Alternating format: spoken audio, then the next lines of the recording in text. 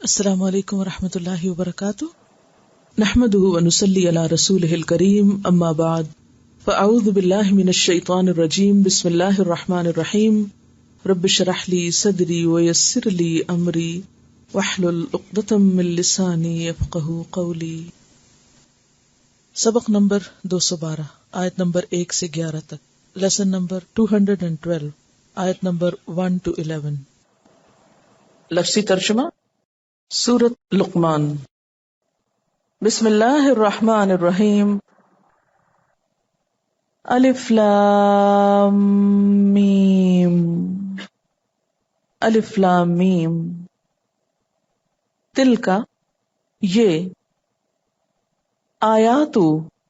آیات ہیں، الکتاب الحکیم کتاب حکیم کی، ہدن ہدایت، ورحمتن اور رحمت، للمحسنین محسنین کے لیے، الذین وہ جو، یقیمون قائم کرتے ہیں، الصلاۃ نماز، ویؤتون الزکاۃ اور ادا کرتے ہیں زکوٰۃ، وہم اور وہ، بالآخرۃ ساتھ آخرت کے، ہم یوقنون وہ یقین رکھتے ہیں، اولئک یہی لوگ، علی ھدی ہدایت پر ہیں، من ربہم اپنے رب کی طرف سے، واولئک اور یہی لوگ، ہم المفلحون وہ فلاح پانے والے ہیں، ومن الناس اور لوگوں میں سے، من جو، یشتری خریدتا ہے، لہو الحدیث لہو الحدیث دل فریب کلام، لیدل تاکہ بھٹکائے، ان سبیل اللہ اللہ کے راستے سے، بغیر علم بغیر علم کے، ویتخذھا اور بنا لے اس کو، ہزوا مذاق، اولئک یہی لوگ، لہم ان کے لیے، عذاب عذاب ہے، مہین رسوا کرنے والا، خوار کرنے والا، ذلیل کرنے والا، وَإِذَا اور جب، تتلا پڑھی جاتی ہیں، علیہ اس پر، آیاتنا ہماری آیات، ولا رخ پھیر لیتا ہے، مستکبرن تکبر کرتے ہوئے، کأن لم گویا کہ نہیں، یسمعھا اس نے سنا ان کو، کأن گویا کہ، فی اذنیہ اس کے دونوں کانوں میں، وقرا بوجھ ہے، فبشرہ تو خوشخبری دے دو اس کو، بعذاب علیم دردناک عذاب کی، ان الذین بے شک وہ لوگ، آمنو جو ایمان لائے، وعملوا اور انہوں نے عمل کیے، الصالحات اچھے، لہم ان کے لیے، جنات باغات ہیں، النعیم نعمتوں والے،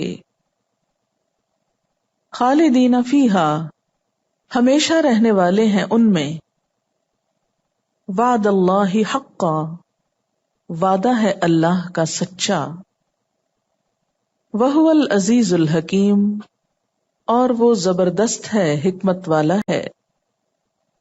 خلق السماوات، اس نے پیدا کیا آسمانوں کو، بغیر عمد، بغیر ستونوں کے، ترونہا، تم دیکھتے ہو ان کو، وَأَلْقَى، اور اس نے ڈال دیے، فی الارض، زمین میں، رواسیا، پہاڑ، ان کے، تمیدا، ڈھلک جائے گی، بکم، تم کو لے کر، ساتھ تمہارے، وبث فیہا، اور پھیلا دیے اس میں، من کل دابہ، ہر قسم کے جانداروں میں سے، وانزلنا، اور نازل کیا ہم نے، من السماء، آسمان سے، ماء، پانی، فانبتنا، پھر اگائے ہم نے، فیہا، اس میں، من کل زوج، ہر قسم میں سے، کریم، عمدہ، ھذا، یہ، خلق اللہ، اللہ کی تخلیق ہے، فارونی، تو دکھاؤ مجھ کو، ماذا خلق الذین، کیا کچھ پیدا کیا ان لوگوں نے، من دونہ، جو اس کے سوا ہیں، بل الظالمون، بلکہ ظالم لوگ، فی ضلال مبین، کھلی گمراہی میں ہیں. مکی صورت ہے، نبوت کے مکی دور کے وسط میں نازل ہوئی، یعنی درمیانے دور میں، مکی پیریڈ کے. سورت صافات کے بعد.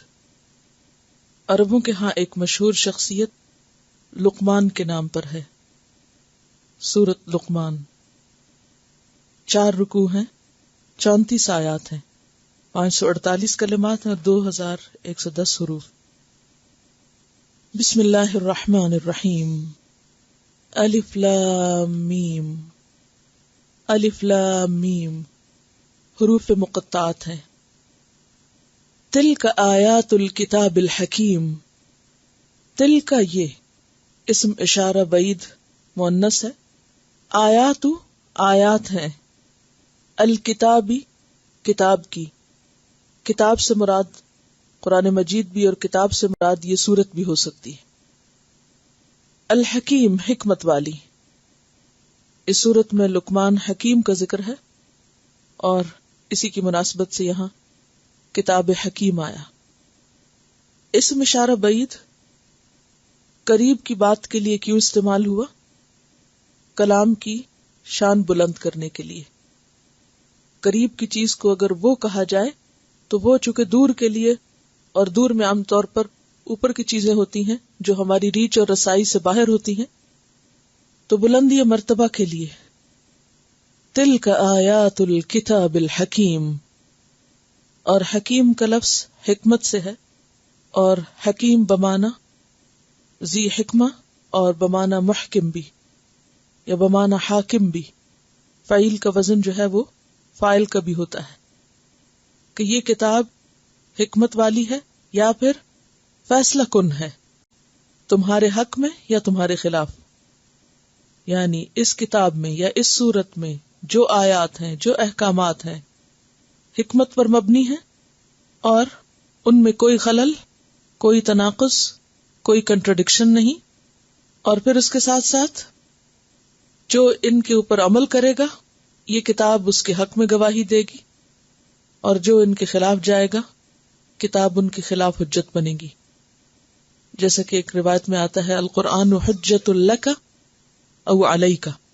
قرآن یا تو تمہارے حق میں حجت ہے یا تمہارے خلاف. حق میں حجت کب ہے؟ جب انسان اس کو سچے دل سے قبول کرتا ہے اور اس پر عمل کرتا ہے. اور خلاف کب ہے؟ کہ جب انسان اس کو جان لیتا ہے اور اس کو اہمیت نہیں دیتا اور اس کی زندگی اس کے خلاف چلتی رہتی ہے. تو حکیم بمانا حاکم بھی، محکم بھی، ذی حکمت بھی. ہدن ہدایت ہے. ہدن کیا ہے؟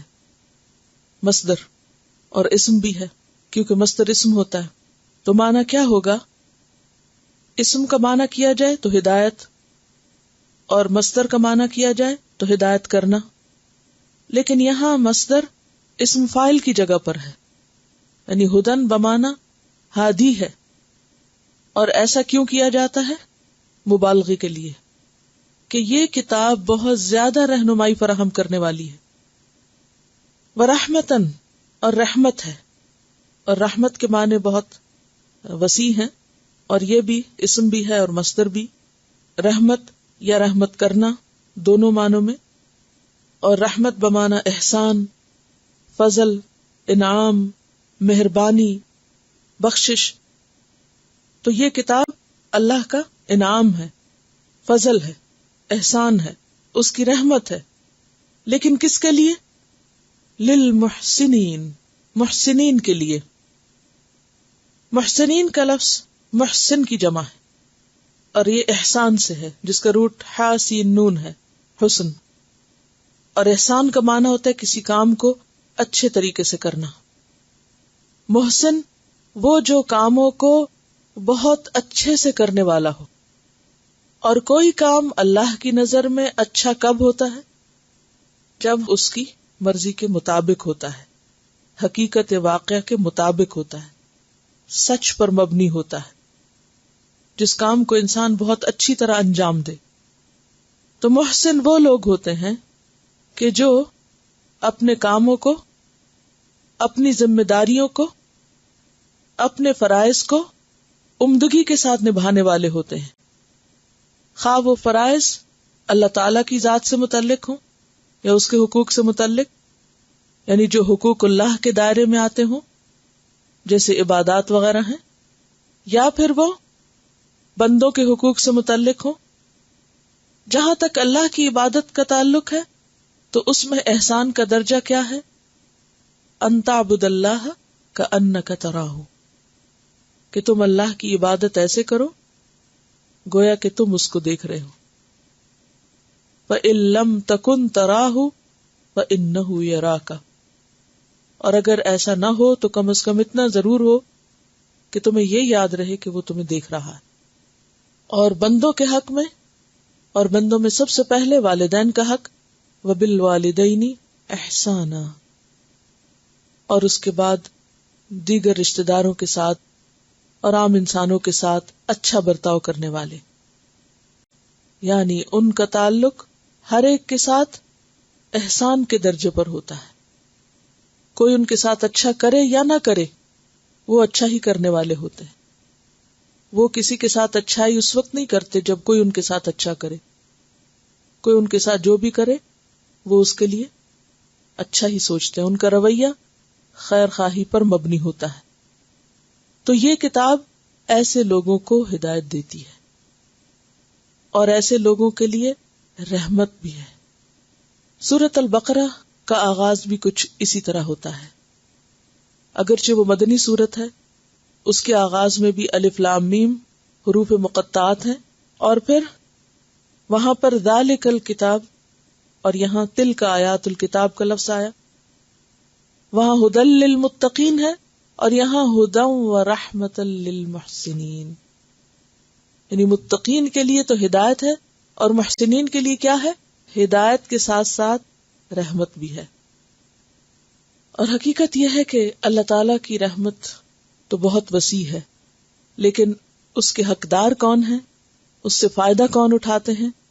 جن کے اندر تقوی اور اس سے آگے بڑھ کر احسان کی صفت ہو. تو جو شخص محسن ہوتا ہے، دوسروں کے لیے اچھا سوچتا ہے، ہر کام اچھے طریقے سے کرتا ہے، وہ دراصل اللہ کی محبت، اللہ کی رحمت اور اللہ کے فضل کا مستحق ہو جاتا ہے. وہ اللہ کی نظر رحمت کو اپنی طرف متوجہ کر لیتا ہے. تو الف لام میم تلک آیات الکتاب الحکیم ہدی ورحمۃ للمحسنین، اور پھر کون ہے یہ محسنین؟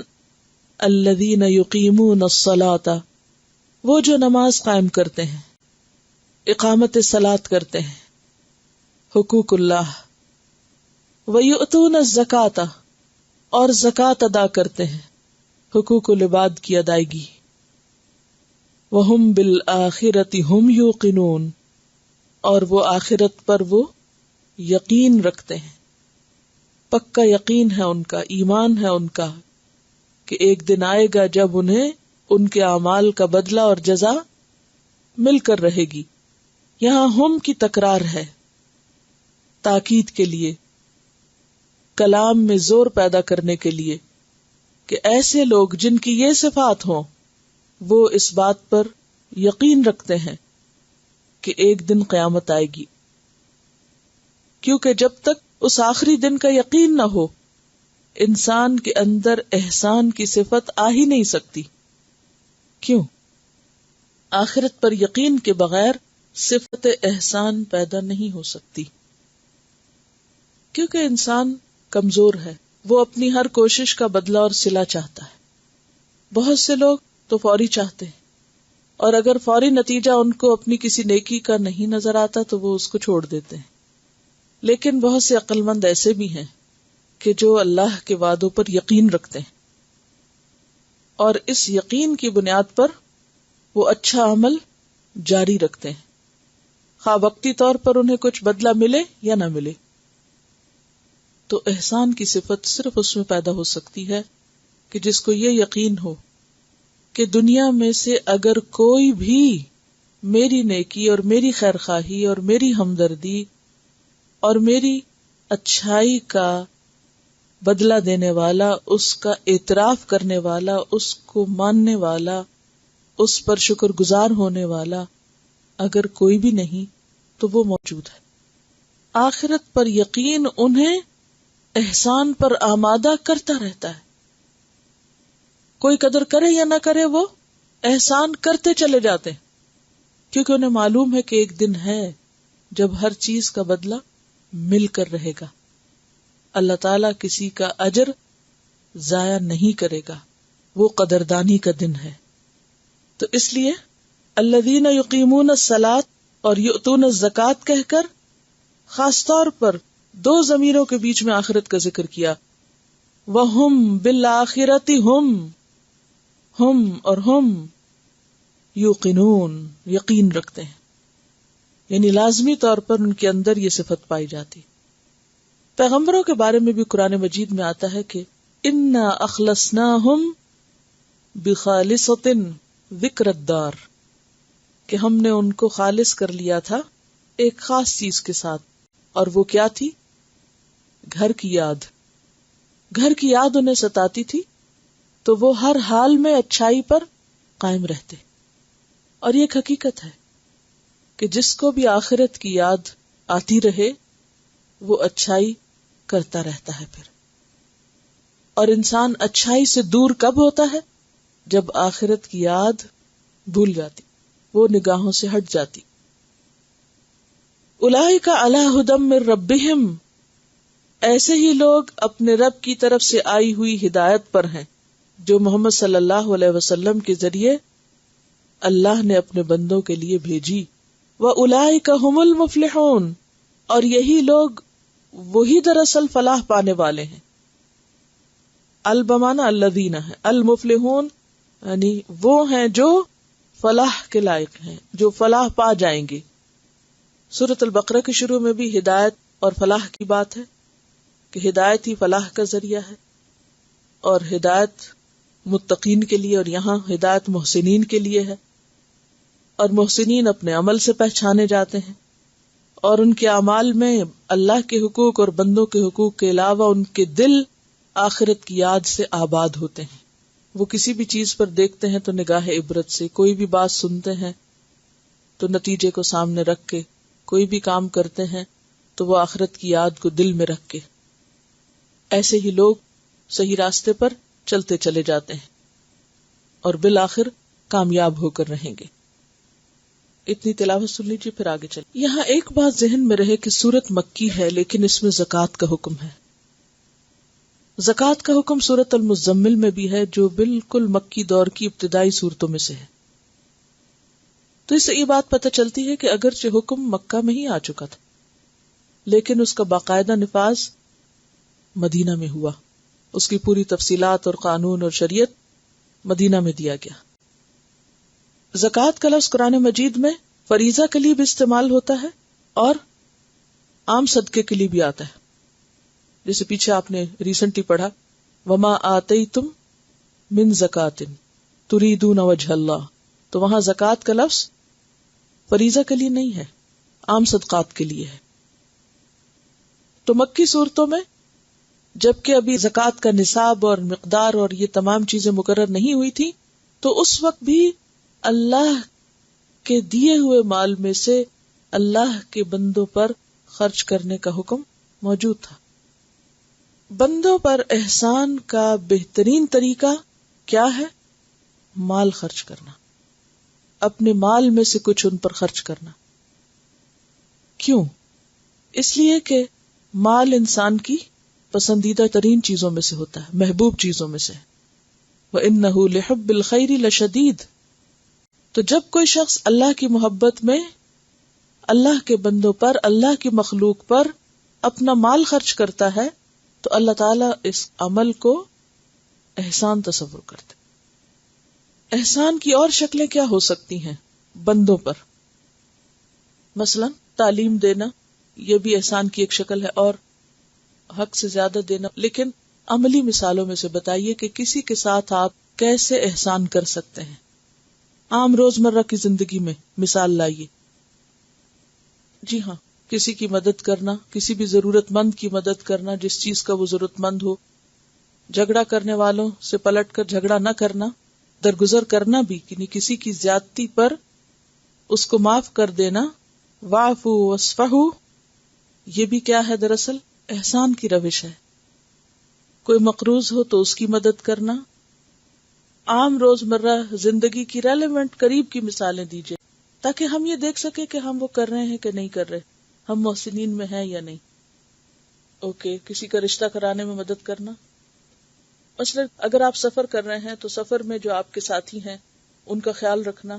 مثلا اگر انہیں کسی بھی طرح کی مدد چاہیے، سامان اٹھانے میں، کوئی ان کا بچہ اٹھانے میں، یا کسی وقت کیئر کرنے میں، کہ مثلا واش روم تک جانا ہوتا ہے تو کوئی پیچھے سامان کو لک آفٹر کرنے والا نہیں ہوتا، تو اب آپ پر یہ فریضہ تو نہیں کہ آپ ہی کریں. اتنے ہزاروں مخلوق وہاں گھوم رہی ہے تو آپ ہی کیوں؟ تو اگر آپ ایسے شخص کا کچھ بھی ہاتھ بٹا دیتے ہیں جس کو آپ جانتے بھی نہیں تو یہ بھی اللہ کی مخلوق پر احسان ہے. اور مثلاً آپ کے نیبرز میں سے کوئی گروسری نہیں کر سکتا، کوئی بیمار ہے تو اس کی گروسری کر دینا. ایک اور بات یاد رکھیے، ضروری نہیں کہ اگر کوئی بیمار ہے تو اس کی مدد کرنا. ایک شخص ہو سکتا ہے بیمار نہ ہو لیکن آپ اپنا کام کر رہے ہیں، ساتھ اس کا بھی کر دیتے ہیں. میں کسی کے حالات زندگی پڑھ رہی تھی کسی نیک انسان کے، تو لکھا ہوا تھا کہ وہ جب اپنے گھر کے لیے کچھ لینے جاتے تو ہمسایوں سے ضرور پوچھتے کہ کسی کو کچھ چاہیے تو وہ مجھے بتا دیں، میں ان کا کام کرتا آتا ہوں، میں اپنے کام سے تو جا ہی رہا ہوں. یہ ایکشن کیا ہے؟ اور ادروائز ہم یہ بھی سوچ سکتے کہ اس کے پاس گاڑی نہیں ہے، اس کے پاس ارینجمنٹ نہیں ہے، اپنا کام خود کرے، ہم کیوں کریں اس کا کام؟ تو یہ جو رویہ ہے وہ کر سکتا ہے، لیکن احسان کیا ہے کہ اگر آپ چھوٹی سی نیکی کرنے کے بھی قابل ہیں جو آپ پر ذمہ نہیں، فرض نہیں. دیکھیے احسان کیا ہے؟ اس طریقے سے یا وہ کام کرنا کہ جو آپ کی ذمہ داری میں شامل کوئی نہیں، جس کے نہ کرنے سے گناہ نہیں لازم آئے گا. یعنی اگر آپ نہ بھی کریں تو گناہ نہیں لازم آئے گا، لیکن اگر آپ کریں گے تو کیا شمار ہوگا؟ احسان شمار ہوگا. اور کوئی مثال؟ جی ہاں، کسی کو رائڈ دے دینا. کوئی کھڑا ہے انتظار میں تو پوچھ لینا کہ آپ کو کہاں جانا ہے، کیا میں کوئی مدد کر سکتا ہوں. جی ہاں، اسکول میں مثلاً اپنے گروپ کی صفائی کا دن نہیں ہے اور آپ فارغ بیٹھے ہیں پیچھے، کبھی ادھر وقت ضائع کر رہے ہیں، کبھی ادھر کر رہے ہیں، کبھی ادھر آ رہے ہیں، کبھی ادھر جا رہے ہیں، بلکہ صفائی کرنے والوں کو الٹا گھوم پھر کے پریشان کر رہے ہیں. تو اس سے بہتر رویہ کیا ہے کہ آپ ذمہ دار سے پوچھ لیں کہ میرے پاس وقت ہے، میں اپنی سروس دے سکتا ہوں، اگر آپ کو کام ہے تو مجھے بتا دیں. آگے بڑھ جانا. بعض اوقات مجھے ایسی چیزیں دیکھنے میں آتی ہیں کہ جو بہت تکلیف دیتی ہیں. مثلاً بعض اوقات میں دیکھتی ہوں کہ بزرگ خواتین چادریں بچھا رہی ہوتی ہیں چھٹی کے بعد نا، اور بعض ینگ بچیاں بیٹھی ہوتی دیکھ رہی ہوتی سامنے کرسی پر، تو اٹھ کے مدد نہیں کرتی. تو مجھے حیرت ہوتی ہے کہ ایسا کیوں ہے؟ کس چیز نے ان کو کرسی پہ بٹھایا ہوا ہے؟ کیا ان کو نظر نہیں آتا کہ ان کی عمر سے دگنا اور تگنا شخص صرف ڈیوٹی کی وجہ سے یہاں اپنی کمر جھکا رہا ہے اور چادر بچھا رہا ہے یا کوئی اور کام کر رہا ہے، اور ہم فارغ ہیں یہ سوچ کر کہ ہمارا ڈیوٹی کا دن نہیں ہے. وائے؟ ایسی صورت میں احسان کیا ہے؟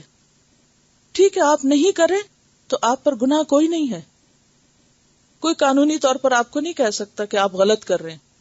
لیکن اگر آپ فارغ بیٹھے اور دوسرے شخص کو آپ دیکھ رہے ہیں کہ وہ زیادہ تکلیف میں ہے، بھلے آپ کی ڈیوٹی نہیں بھی، تو کرٹسی کا تقاضا کیا ہے کہ آپ اٹھیں اور آپ دوسرے کو اپنی مدد آفر کریں. مجھے یاد ہے کہ جب میں یونیورسٹی میں تھی تو اس وقت ہم بس میں ٹریول کرتے تھے. پنجاب یونیورسٹی کے نیو کیمپس میں ہاسٹل تھا اور اولڈ کیمپس میں ہماری کلاسز ہوتی تھی، تو آدھے گھنٹے کے سفر ہوتا تھا روز جانے کا. اب شروع میں ہمارا ہاسٹل سب سے پہلے تھا، تو اتفاق یہ تھا کہ جو ہی بس آتی تو سیٹس خالی ہوتی، ہمیں ہر روز سیٹ مل جاتی اور بہت کنوینئنٹ ہوتا. اب سیٹ ملی، بیٹھے، اپنی کتاب کھولی اور پڑھنا شروع کر دیا. آدھا گھنٹہ گزرتے پتہ نہیں چلا. لیکن ہوتا یہ تھا کہ جو سب سے آخری سٹاپ ہوتا تھا یونیورسٹی کا، وہ سرونٹ کوارٹرز کا تھا، اور وہاں سے خواتین بیٹھتی تھیں جن کے چھوٹے چھوٹے بچے ہوتے تھے، 2-2 3-3، کسی کو اٹھایا ہوا کسی کو پکڑا، وہ جانا ہوتا تو انہیں شہر یا اپنی دوا علاج کے لیے کچھ. اب اکثر ایسے ہوتا تھا کہ یونیورسٹی کی لڑکیاں بیٹھی ہیں مزے سے، اور وہ غریب عورتیں کھڑی ہیں بچے اٹھا کے. تو اس وقت اگر کوئی اپنی سیٹ نہ دے، کوئی فرق نہیں پڑتا، کوئی نہیں کہتا آپ کو کہ آپ اٹھے اور آپ سیٹ دیں. اور بعض اوقات آپ خود غرض ہو جاتی کیونکہ آپ کا ٹیسٹ ہے اور آپ سمجھتے کہ اب آپ پڑھ لیں گے تو یہ بہت بڑی نیکی کا کام ہے، تو ہمارا بھی تو دل چاہتا ہے اور ہم کیا کریں، ان کا تو روز کا کام ہے، اور یہ تو بڑے ٹف لوگ ہوتے ہیں اور یہ تو کھڑے ہو کے بھی جا سکتے ہیں، اور ہم تو پڑھنے والے ہیں نا اور ہمارا کام زیادہ معزز ہے. تو اکثریت بیٹھی رہتی تھی. لیکن اللہ کی توفیق سے میں ہمیشہ اٹھتی تھی. میں سوچتی تھی کہ شاید اس کے دل کی نکلی ہوئی دعا سے میں بہتر کام کر سکوں، جتنا میں نے یاد کیا وہ مجھے یاد رہ جائے، بجائے اس کے کہ میں ایک تکلیف میں دیکھ کے شخص کو گلٹ لے کے بیٹھ کے اپنی کتاب پڑھتی نہ. یہ ضمیر ہے نا جو جگاتا ہے اور اٹھا دیتا ہے کہ نہیں تمہیں بیٹھنے کا حق نہیں، اس کا حق زیادہ ہے جو بچے کے ساتھ کھڑا ہے. تو یہ چھوٹی چھوٹی چیزیں ہوتی ہیں کہ جن کو ہماری آنکھیں دیکھتی ہیں، ہمارا ضمیر ہمیں جھنجھوڑتا ہے، لیکن ہم اتنی خوبصورت تعویل کرتے ہیں جان چھڑانے کی، کام سے بچنے کی، کہ ہم بالکل مطمئن ہو کے مزے کرتے ہیں. اور یہ عام رویہ ہے ہمارا زندگی میں. اور کوئی مثال لائیے. کسی کے ساتھ احسان کرنا کیا ہے؟ کسی کو پڑھنے میں اگر کوئی مشکل ہو رہی ہے تو اس کی مدد خوشی سے کر دینا، نہ کہ احسان جتا کے. کوئی اچھی بات کسی سے شیئر کر لے. دیکھیے ایک ہوتا ہے عام حالات میں کسی سے شیئر کرنا، لیکن ایک یہ ہوتا ہے کہ ایک شخص آپ کو تکلیف میں نظر آ رہا ہے اپنی شکل سے یا اپنے حال حلیے سے یا اپنی چال سے یا ڈھال سے، تو اس وقت آپ دیکھیں کہ یہ کیوں تکلیف میں ہے، معلوم نہیں اس کو کوئی مدد چاہیے ہوگی. کوئی مشورہ دے دینا. یعنی ایک تو یہ نا کہ آپ ہر وقت دوسروں کو تبلیغ کرتے رہیں اور لیکچر دیتے رہیں اور اچھی باتیں سناتے رہیں، کوئی سننا چاہے یا نہ سننا چاہے. اس وقت پھر ہم کہتے ہیں ہم تو بہت سنانا چاہتے، کوئی سنتا ہی نہیں، ہم نیکی کہاں سے کمائیں. لیکن بے شمار 20 مواقع ایسے ہوتے ہیں ہمارے آس پاس کہ جب ایک شخص کو ہماری ضرورت ہوتی ہے، ہمارے مشورے کی، ہماری کسی بات کی، اور ہمارے پاس موقع ہوتا بھی ہے، ہم کر بھی سکتے ہیں، لیکن ہم اس وقت سستی کر جاتے ہیں یا بے وجہ میں جھجک جاتے ہیں. گھر کے کام میں بھی ایک دوسرے کی مدد کر دینا. بعض اوقات یہ ہوتا ہے کہ جیسے عام طور پہ گھروں میں کیا ہوتا ہے، ڈیوٹیز ہوتی ہیں. ہمارے گھر میں تو ایسے ہی ہوتا تھا، بہنیں تھی جو بھی، تو ہر ایک کا مثلا صفائی کے حصے مقرر تھے. یہ صفائی اس کو کرنی، یہ اس کو، یہ اس کو، یہ کھانا یہ پکائے گا، یہ فلاں کام یہ کرے گا، فلاں یہ کرے گا. اور بہت اچھا رہتا ہے کیونکہ خوشگوار تعلقات کے لیے اگر سب گھر والے ذمہ داریاں ادا کریں تو آپس میں اچھی بونڈنگ ہوتی ہے. اور اگر صرف ماں ہی کام کرتی رہے یا بڑوں پہ ہی کام ہو یا کسی ایک بچے پہ ڈال دیا جائے یا کسی پہ، تو اس سے کیا ہوتا ہے، تعلقات خراب ہوتے. ہمارے ہاں عام طور پر پاکستانی معاشرے میں یا انڈین معاشرے میں کیا ہوتا ہے کہ جیسے جو کام گھر میں ہوتے ہیں اس میں یا تو صرف عورتوں کو یا لڑکیوں کو پکڑ لیا جاتا ہے، لڑکے فارغ بیٹھے رہیں، ٹی وی دیکھتے رہیں، اخباریں پڑھتے رہیں، ان کی ذمہ داری نہیں سمجھی جاتی. حالانکہ نبی صلی اللہ علیہ وسلم کی سنت اور طریقہ کیا تھا؟ جب آپ گھر میں آتے تھے کیا کرتے تھے؟ گھر والوں کے ساتھ ہاتھ بٹاتے تھے. جو بھی کوئی کام دیکھا کبھی آپ نے اپنی شان کے خلاف نہیں سمجھا، جو بھی نظر آیا ساتھ مل کے کری. یہ نہیں تھا کہ روٹین میں کوئی آپ کی ڈیوٹی تھی کہ آپ کو جھاڑو لگانا تھا گھر پہ. لیکن آپ کی سنت میں ملتا ہے آپ اپنا جوتا بھی گانٹ لیتے تھے، اپنا کپڑا بھی سی لیتے تھے، جھاڑو بھی لگا لیتے تھے. یعنی گھر کے کام کاج میں مدد کیا کرتے تھے. اور یہ کیا تھا؟ آپ پر فرض نہیں تھا، یہ تھا احسان. اس کو احسان کہتے. لیکن ہمارے معاشرے میں اور ہمارے کلچر میں خاص طور پر اس چیز کو مرد کی مردانگی کے خلاف سمجھا جاتا ہے کہ وہ گھر کے کسی بھی کام میں کوئی مدد کر دے. پھر آپ دیکھیے کہ بعض اوقات کیا ہوتا ہے کہ اگر بہو آئی ہے شادی کر کے تو عموماً کیا سمجھا جاتا ہے کہ اب یہ گھر میں زیادہ ذمہ دار ہے اور بیٹیاں ذمہ دار نہیں، لہذا اس پہ زیادہ کام ڈال دیا جاتا ہے اور بیٹیوں کو ایکسکیوز کر لیا جاتا ہے. بعض اوقات کیا ہوتا ہے کہ ماں کام کرتی رہتی ہے اور بیٹیاں صرف کتابیں لے کے بیٹھی رہتی ہیں. ایسا بھی ہوتا ہے کہ ہم کیا کر رہے ہیں؟ پڑھ رہے ہیں. حالانکہ اسی پڑھائی کے دوران وقت نکالا جا سکتا ہے. تو احسان کیا ہے؟ ایک تو یہ کہ اپنی ذمہ داری تو پوری کرنا، اور اس کے ساتھ ساتھ اگر اپنی ذمہ داری پوری کر لیے اور دوسرا بیمار ہے، یہ کسی اور وجہ سے مصروف ہے، کیونکہ بعض اوقات ایسا ہو جاتا ہے جیسے ایک کے پیپر ہو رہے ہیں، دوسرا کوئی بیمار پڑ گیا، اب اس کا کام بھی کیا ہوگا؟ آپ پر آ جائے گا. اب چاہے آپ کا فریضہ نہیں ہے لیکن پھر بھی اگر آپ کر رہے ہیں تو یہ کیا ہے؟ احسان. لیکن جب کوئی ایسا احسان کرتا ہے تو عموماً کیا کرتا ہے؟ جتانے لگتا ہے. احسان جتانے لگتا ہے. کیسے جتاتے ہیں احسان؟ مثلاً اگر آپ نے کسی کا کام کر دیا گھر میں ہی تو طریقہ کیا ہوتا ہے جتانے کا؟ بول کر اور منہ بنا کے، ہاں، اور لوگوں کے آگے باتیں کر کے اور پاؤں پٹکتے ہوئے کام کرنا. یہ چھوٹی چھوٹی چیزیں ہیں جو ہم دن رات کرتے رہتے ہیں اور ہمیں احساس بھی نہیں ہوتا کہ ہم کیا کر رہے ہیں. میرے خیال ہے ہم سب اس میں شریک ہیں کسی نہ کسی درجے پہ، کیونکہ ہم بھول جاتے ہیں. تو احسان کیا ہے؟ خوشی سے کام کرنا، خوبصورتی سے کرنا. کر سکتے کر دو، نہیں کر سکتے نہ کرو، مگر احسان نہ جتاؤ. لا تبطلوا صدقاتکم بالمن والاذی، کہ اپنے صدقات مت ضائع کرو احسان جتا کر یا اذیت دے کر. منہ بسورنا بھی اذیت دینا ہوتا ہے. آپ نے کوئی کام کر لیا، اس کے بعد آپ منہ بسور کے بیٹھ گئے، یا آپ برتن پٹکنے لگے، یا آپ نے کوئی اور ایسا ہی رویہ اختیار کر لیا، تو یہ کیا ہے؟ آپ نے کام بھی کر دیا اور اس کے بعد پورے گھر کی فضا کو حرام کر دیا. کیا یہ احسان میں آئے گا؟ نہیں، یہ احسان میں نہیں آئے گا، تکلیف دینے میں آئے گا. بالکل، کیونکہ یہاں کے معاشرے میں خاص طور پر عموماً خود غرضی پائی جاتی ہے کہ اگر میری چیز ہے کھانے کی تو صرف میری ہے، کسی کو کوئی حق نہیں ہے کہ وہ اس کی طرف دیکھے بھی، کیونکہ یہ میری ہے. اس کے برعکس اسلامی طریقہ احسان کا کیا ہے؟ آپ کھاؤ لیکن شیئر کرو، اور کچھ نہیں تو آفر کرو. آپ اپنا گھاس کاٹ رہے ہو، پڑوسی کا بھی کر دو. اور اسی طرح کوئی بھی کام. اور واقعی کچھ معاشروں میں لوگوں کو سمجھ نہیں آ سکتی کہ یہ کیوں کر رہے ہیں. یا تو وہ سوچے کہ کوئی مطلب ہے، یا یہ ہے کہ وہ اس کو اپنے لیے ایک برڈن سمجھیں کہ نہیں نہیں، ہم کسی کا احسان لینا نہیں چاہتے کیونکہ ہم کبھی کرنا بھی نہیں چاہتے تمہارے ساتھ. تو اسلامی طریقہ کیا ہے؟ حضرت ابوبکر صدیق رضی اللہ تعالیٰ عنہ خلافت سے پہلے، خلیفہ بننے سے پہلے، کچھ یتیم بچیوں کی بکریاں کہ ان کا دودھ دویا کرتے تھے ان کے لیے. اسی طرح ایک بوڑھی عورت جو بالکل اندھی بہری تھی، اس کا کوئی والی وارث نہیں تھا، تو جا کے اس کا پانی بھر کے آیا کرتے تھے، اس کی اور اسی طرح کی خدمت کیا کرتے تھے. جب آپ خلیفہ بنے تو ان بچیوں کو فکر ہوئی کہ اب تو آپ خلیفہ بن گئے ہیں، اب ہماری بکریاں کون دھوئے گا، کہ اب خلیفہ بن کے بھی آپ یہ کام کریں گے ہمارا. اور انہوں نے خلافت کے بعد بھی وہ کام اپنا جاری رکھا. اسی طرح حضرت عمر ایک مرتبہ کہیں جا رہے تھے تو راستے میں وہ اس کی کٹیا نظر آئی اور اس میں گئے اور پوچھا کہ کون یہ سب کچھ تمہارے لیے کرتا ہے؟ تو انہوں نے کہا کہ مجھے تو نہیں نظر آتا، میں تو نہیں دیکھتی، کوئی آتا ہے اور یہ سب پانی بھی بھر جاتا ہے، صفائی بھی کر جاتا ہے. تو حضرت عمر نے کہا کہ آئندہ سے یہ کام میں کروں گا، لیکن جب وہ ارلی مارننگ گئے تو اس سے پہلے کوئی کر کے جا چکا تھا. اور اس بڑھیا کو یہ نہیں پتا کہ کون کر کے جاتا ہے. اس کو احسان کہتے ہیں. جیسے غریب دکاندار ہے کوئی یا کوئی بیچنے والا ہے کچھ, تو آپ کو پتا ہے کہ اس کے حالات اچھے نہیں, تو اس کے ساتھ بھاؤ تاؤ کرنے کی بجائے اس کے حق سے زائد اس کو کچھ دے دینا. کوئی ٹیکسی والا, کسی ٹیکسی پہ آپ بیٹھے ہیں, عام طور پہ ایسا ہوتا ہے نا کہ ٹیکسی پہ بیٹھ کے تو آپ پوچھ لیتے بھی کیا کرتے ہو, کتنے بچے ہیں, کیسے گزارا ہو رہا ہے, تو وہ اپنے دکھ اور درد بتاتے رہتے. تو صرف میٹر دیکھ کے ہی انسان نہ کرے کچھ, حق سے زائد بھی دے دے. جب کسی کے بارے میں آپ محسوس کر لیں کہ یہ ضرورت مند ہے. یہ چھوٹی چھوٹی چیزیں ہیں. کسی کے لیے دروازہ کھول دینا, اگر واش روم میں پیپر نہیں لگا ہوا تو پیپر لگا دینا.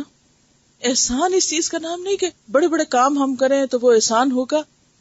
چھوٹی چھوٹی نیکیوں کی تلاش میں رہنا, کہ راستے سے چیز ہٹا دینا, کسی کو راستہ دے دینا, کسی کے لیے جگہ بنا دینا, کسی کو اپنی جگہ آفر کر دینا کہ تم روز پیچھے بیٹھتی ہو, آج تم میری جگہ پہ بیٹھ جاؤ. یہ احسان کرتے ہیں.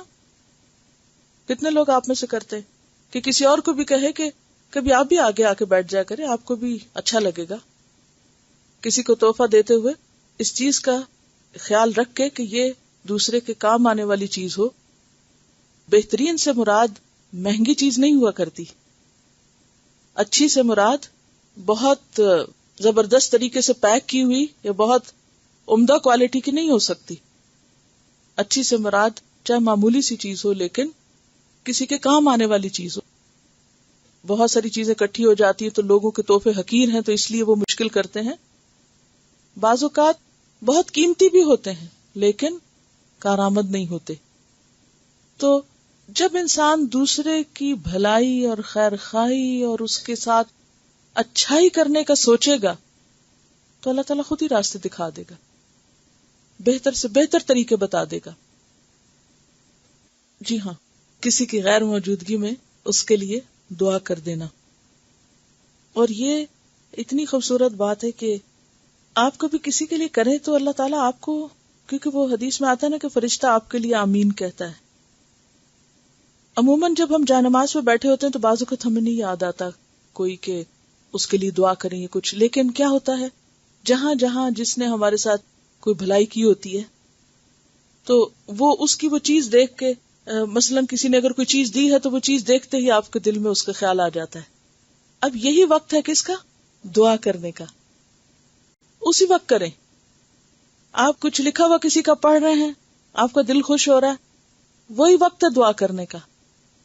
کسی نے آپ کو کوئی اچھا مشورہ دیا اور وہ آپ کے کام آ گیا, اب یہی وقت ہے اس کے لیے دعا کرنے کا. اور ایک بات آپ حیران کن حد تک دیکھیں گے کہ آپ کسی کے لیے دعا کریں تو فرشتہ جو حدیث میں آتا ہے نا کہ آپ کے لیے بھی آمین کہتا ہے اور کہتا ہے کہ اس کو بھی وہ ملے جو یہ کسی کے لیے مانگ رہا ہے.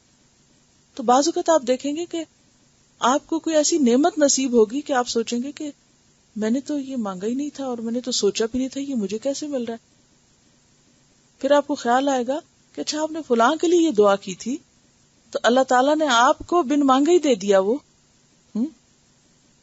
کبھی کسی کی طرف سے پیسے زیادہ آ جاتے ہیں, حساب کتاب میں کوئی چیز ایکسٹرا آ جاتی ہے تو اس کو کوشش کر کے واپس لوٹانا جو ہے یہ بھی ایک نیکی ہے. کسی کے یہاں کھانے پہ گئے ہیں تو آخر میں ان کے ساتھ مل جل کر اس کام کو سمیٹنے میں ان کی مدد کرنا.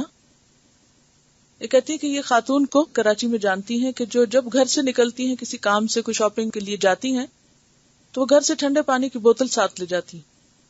تو راستے میں کوئی بھی ان کو ملے گا, مثلا دکان پہ شاپنگ کر رہی ہے تو دکاندار کو دے دیں گی, راستے میں ٹریفک پولیس کھڑی ہے تو اس کو دے دیں گی, بس کوئی گاڑی جا کے رکتی ہے نا تو, یا یہ کہ کوئی بیگر ہے یا ٹیلر ہے تو اس کے پاس. اب پانی پلانا جو بہترین صدقہ ہے. اچھا ہم یہ سوچتے ہیں کوئی انتہائی غریب لاچار بندہ ہوگا تو اس کو ہم مدد کریں گے, وہ ہمارا صدقہ ہوگا. کسی ضرورت مند کو دینا تو صدقہ ہے ہی بلا ضرورت. یعنی بعض اوقات ایسا نہیں ہوتا کہ کوئی مالی اعتبار سے ضرورت مند ہوتا ہے لیکن اس وقت وہ اس چیز کی کمی کا شکار ہوتا ہے, اس کو خود بھی نہیں پتا ہوتا کہ وہ پیاسا ہے. اس موقع پہ وہ حدیث یاد رکھیے کہ جس میں ایک عورت جو کہ بہت ہی بری عورت تھی اور اس کو پیاس لگی تو وہ ایک کنویں پر گئی اور دیکھا کہ پانی نکالنے کا کوئی طریقہ نہیں تو اس نے اپنا موزہ اس میں ڈالا اور پانی نکالا اور ایک کتا جو تھا وہ پیاسا تھا، اس کے بعد اس کو پانی پلایا، تو اللہ تعالیٰ نے اس عمل کی وجہ سے اس کو بخش دیا. تو بعض اوقات عمل چھوٹا سا ہو سکتا ہے لیکن وہ کسی کی جان بچانے والا ہو سکتا ہے، کسی انسان نے کسی جانور پر رحم ہو سکتا ہے. لیکن یہ توفیق کس کو ہوتی؟ جو واقعی دل میں مخلوق کی محبت رکھتا. مخلوق کی محبت ہونی چاہیے، دوسرے کا دکھ درد اور احساس ہونا ضروری ہے، تب آپ محسن ہو سکتے ہیں. سنگ دلی اور سخت دلی کے ساتھ احسان نہیں ہو سکتا. یہ کہہ رہی کہ پچھلے ہفتے بہت گرمی پڑ رہی تھی تو بچے پانی کی بوتلیں اور عام لوگوں میں بانٹ رہے تھے، فری دے رہے تھے سب کو، اور ہر سال وہ یہ کرتے ہیں. احساس کی بات ہے نا، کسی کے دکھ درد کی بات ہے. اگر اپنے بچے کو اسکول چھوڑنے جا رہے ہیں تو آپ دوسرے کے بچے کو ساتھ لے لیں. بعض اوقات کسی اور کا بچہ پیدا ہوتا ہے، نہیں ان کے پاس کوئی اور انتظام ہوتا. محسن جو ہوتا ہے وہ نیکی ڈھونڈتا رہتا ہے اور اللہ تعالیٰ اس کو رستے بھی دکھاتا رہتا ہے، اس کو موقع بھی ملتے رہتے ہیں. بوڑھے لوگوں کے پاس جانا، ان کے پاس بیٹھنا، ان سے بات کرنا، ان کا دل خوش کرنا.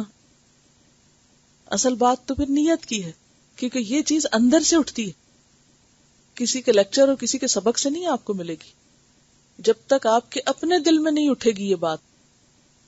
مثلا کوئی شادی کا موقع ہے، کوئی عید کا موقع ہے، آپ نے اپنے لیے اچھے کپڑے بنا لیے ہیں، آپ اپنے رشتہ داروں میں دیکھ سکتے ہیں کہ کس کے پاس نہیں ہے، کیونکہ اس طریقے سے ایک زیادہ خوشی اور ایک بونڈنگ ڈیولپ ہوتی ہے بنسبت اس کے کہ آپ تو بہترین جوڑا پہن کے بیٹھ جائیں اور آپ ہی کی بہن یا آپ ہی کے رشتہ دار جو ہیں ان کے پاس وہ چیز میسر نہ ہو، تو وہ جو اونچ نیچ ہو جاتی ہے نا، تو لوگوں کے اندر احساس محرومی پیدا ہو جاتا ہے، وہ کبھی آپ کے پھر خیر خواہ نہیں ہو سکتے.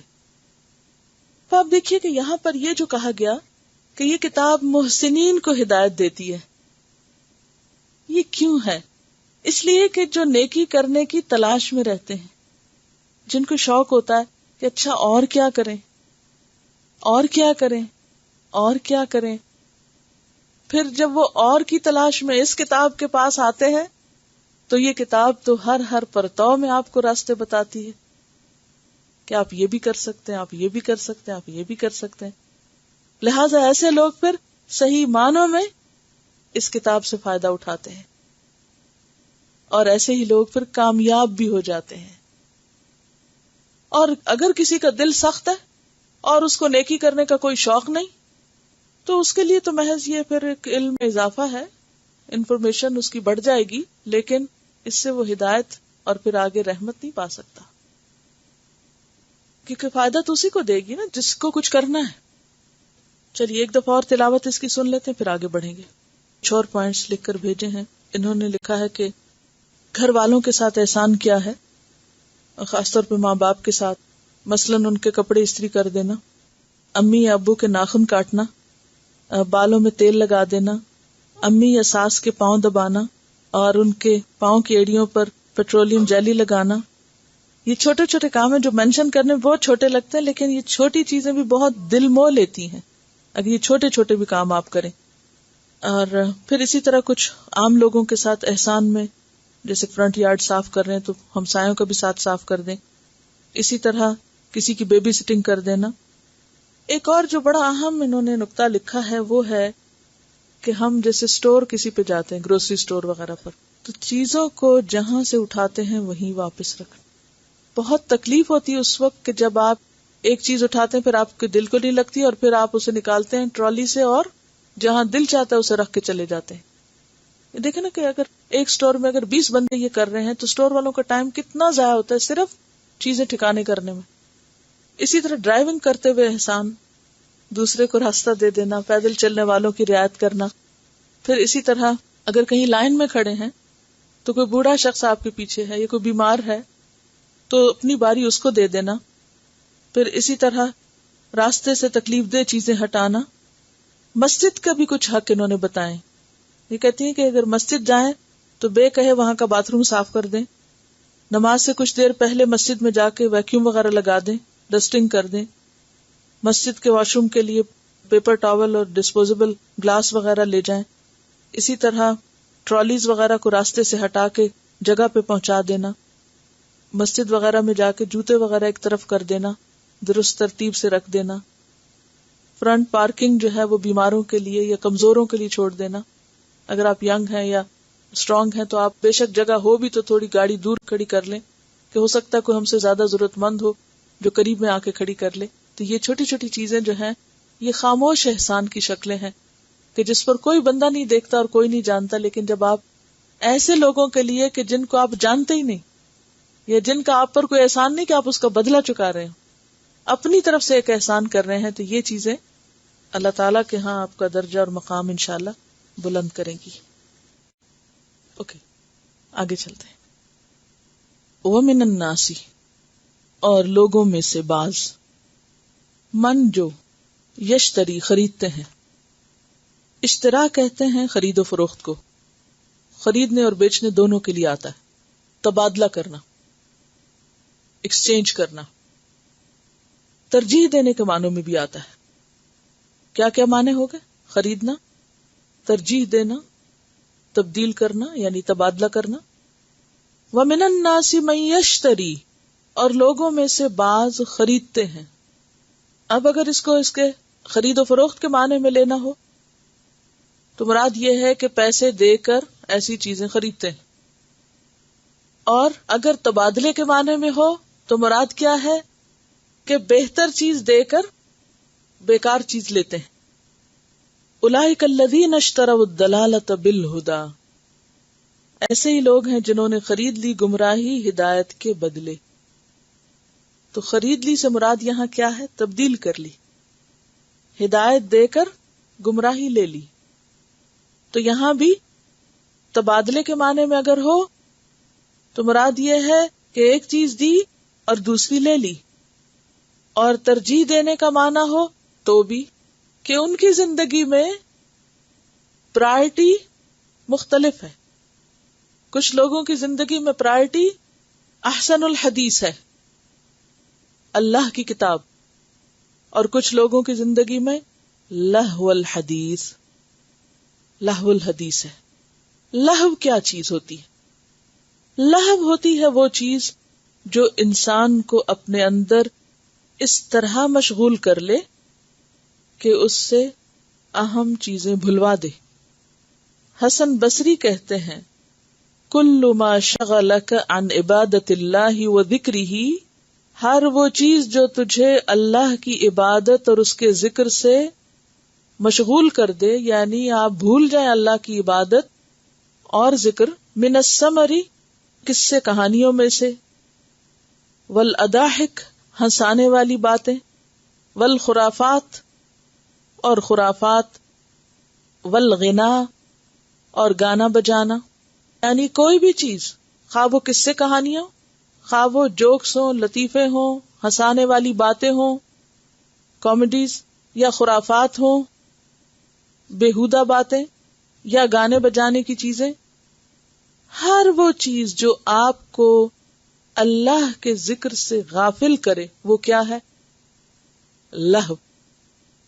قرآن پاک میں آتا نا الہاکم التکاثر، تو اللہ یلہی، الہا بھی اسی سے، لہو بھی سے ہے، غفلت میں ڈالے رکھا، بھلائے رکھا.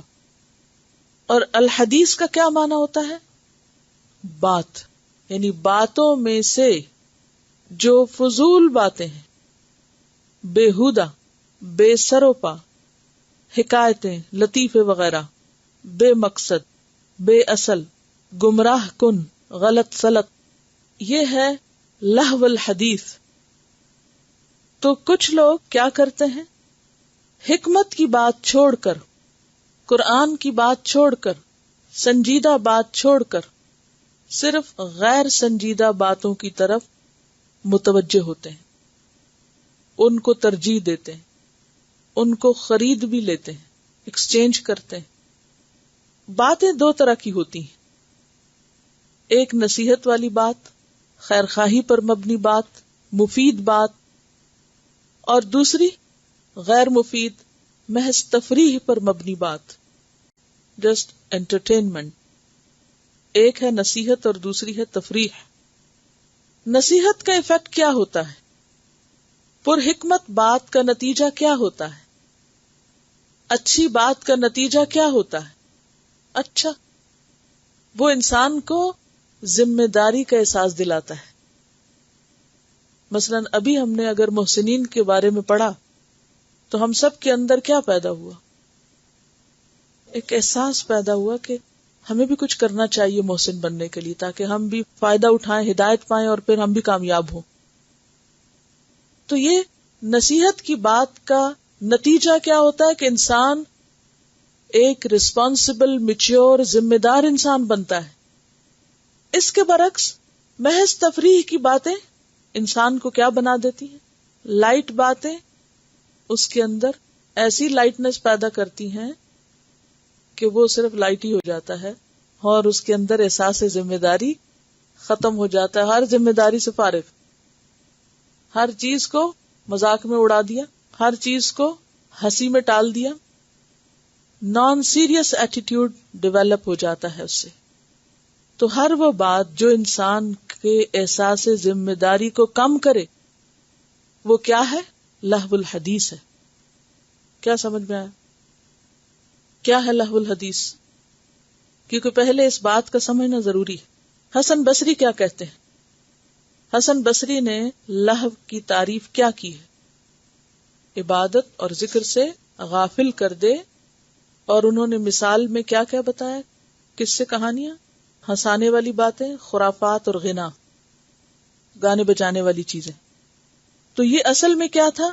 لہو من الحدیث، یعنی بات میں سے وہ بات جس کے اندر لہو ہو، جو اپنے اندر اتنا مشغول کر دے کہ زیادہ اہم اور سخت بات کو انسان فراموش کر دے، جو انسان کو حق اور خیر سے غافل کر دے. ان کو ریسنٹلی کسی پارٹی میں جانے کا اتفاق ہوا کہ جہاں 3 چیزیں تھیں، تفریحی پروگرام، کھانا اور درس، اور بیچ میں صلاۃ المغرب بھی. اب 2 چیزیں جو تھیں وہ متاثر ہوئیں 2 چیزوں کی وجہ سے. تفریح کی وجہ سے کوئی گیمز بھی تھی، وہ گیمز اتنی سٹریچ کی کہ درس کا وقت کم ہو گیا، اور کھانا ایسے وقت میں لگایا گیا کہ جو نماز کا وقت تھا، لہذا نماز بھی لیٹ ہوئی اور کچھ لوگوں نے تو ویسے ہی چھٹی کر لی. کھانا سامنے آئے تو نماز کس لیے؟ اب آپ دیکھیں کہ ہم سب کا ایک امتحان ہے کہ ہماری زندگی میں پرائرٹی کس چیز کی ہے، کیا دے کے کیا لے رہے ہیں، کس چیز کی طرف لپک رہے ہیں، کس کو تھام رہے ہیں، کس چیز کو اہمیت دے رہے ہیں. مثلا خوشی کا بھی موقع ہے، شادی بیاہ ہے، کوئی پارٹی ہے، کوئی تفریح ہے، کیونکہ اسلام میں تفریح منع نہیں ہے اگر وہ جائز حدود کے اندر ہو اور کبھی کبھار ہو. ہر روز تفریح کا روز نہیں. جیسے عید بھی ہے ہمارے ہاں، خوشی کا موقع ہے، یا شادی بیاہ کا موقع ہوتا ہے، خوشی کا موقع ہوتا ہے. تو یہ کیا ہوتا ہے؟ روز تھوڑی عید ہوتی، ہر روز عید تھوڑی ہوتا ہے. ٹوائس اے ایئر ہوتا ہے نا، کبھی کبھار اس کی اجازت ہے. اسی طرح شادی کبھی کبھار خاندان میں کوئی ہوئی، اس وقت کھانا پینا، خوشی منانا درست ہے. لیکن اگر آپ ان مواقع پر بھی توجہ فرمائیں تو عید کے دن بھی سب سے پہلا کام کیا کرنا ہوتا ہے ہمیں؟ نماز. پرائرٹی کس چیز کی ہے؟ اوپر کیا ہے؟ پہلے کیا ہے؟ کیونکہ مومن، مسلمان ایک ذمہ دار انسان ہوتا ہے. رجال لا تلہیہم تجارت ولا بیع عن ذکر اللہ واقام الصلاۃ. کوئی چیز ان کو اللہ کے ذکر اور نماز قائم کرنے سے غافل نہیں کرتی، نہ تجارت، نہ خرید و فروخت، کوئی اور چیز نہیں. اب آپ دیکھیے کہ دونوں عیدیں خوشی کا موقع اور سمبل ہے نا ہمارے لیے. تو اس میں کیا ہے؟ پہلے کیا ہوگا؟ نماز ہوگی، اور اس کے بعد باقی کھانے پینے کا کام اور دوسری چیزیں. اس سے ہمیں کیا سبق ملتا ہے کہ اگر شادی کا بھی موقع ہو تو شادی کے اوقات ایسے رکھنے چاہیے، یا اس موقع پر نماز کی جگہ کا بہتر انتظام ہونا چاہیے تاکہ کسی بھی کھانے پینے اور خوشی منانے میں فریضے پر اثر نہ آئے. بہت سے لوگ کہتے ہیں ہم اسلامی شادی کرنا، تو مجھے نہیں سمجھ آتی اسلامی اور غیر اسلامی کیا ہوتی ہے. شادی تو شادی ہے، اور مسلمان کا تو ہر دن اللہ کی اطاعت کا دن ہے، چاہے وہ شادی کا دن ہو، چاہے وہ فوتگی کا دن ہو، اور چاہے وہ کسی پارٹی کا دن ہو، اور چاہے وہ عید کا دن ہو. وہ سب سے پہلے اللہ کا بندہ ہے، تو وہ ہر چیز میں یہ دیکھے گا کہ میری حدود کیا ہے. تو ڈویژن کی تو ضرورت ہی نہیں ہے. اگر آپ مسلمان ہیں اور اگر آپ اللہ کے بندے ہیں تو آپ کو کوئی بھی پروگرام بنانے سے پہلے فوراً یہ دیکھنا ہوگا کہ اللہ تعالیٰ کی خوشی کس میں ہے. کچھ لوگ ہوتے ہیں وہ پروگرام بناتے وقت یہ دیکھتے کہ میری خوشی کس میں ہے, اس کی کس میں, اس کی یہ بھول جاتے ہیں کہ اس کی اوپر والے کی خوشی کس میں, اور عین خوشی کے موقع پر ہی ہم اس کو ناخوش کرتے ہیں. سب سے زیادہ ناخوش کب کرتے ہیں اپنے رب کو؟ جب ہماری خوشی کا دن ہوتا ہے. تو یہاں پر کیا کہا جا رہا ہے کہ کچھ لوگ ایسے ہوتے ہیں کہ جو ترجیح دیتے ہیں لہو الحدیث کو, خرافات کو, کھیل کود کو, لغویات کو. کس پر؟ اللہ کے کلام پر, کیونکہ پیچھے کتاب کی بات ہوئی, اللہ کے ذکر کی بات ہوئی. اور پھر آپ دیکھیے کہ لہو الحدیث کا معنی اگرچہ ہر وہ چیز اس میں شامل ہے جو مشغول کرنے والی باتیں ہیں.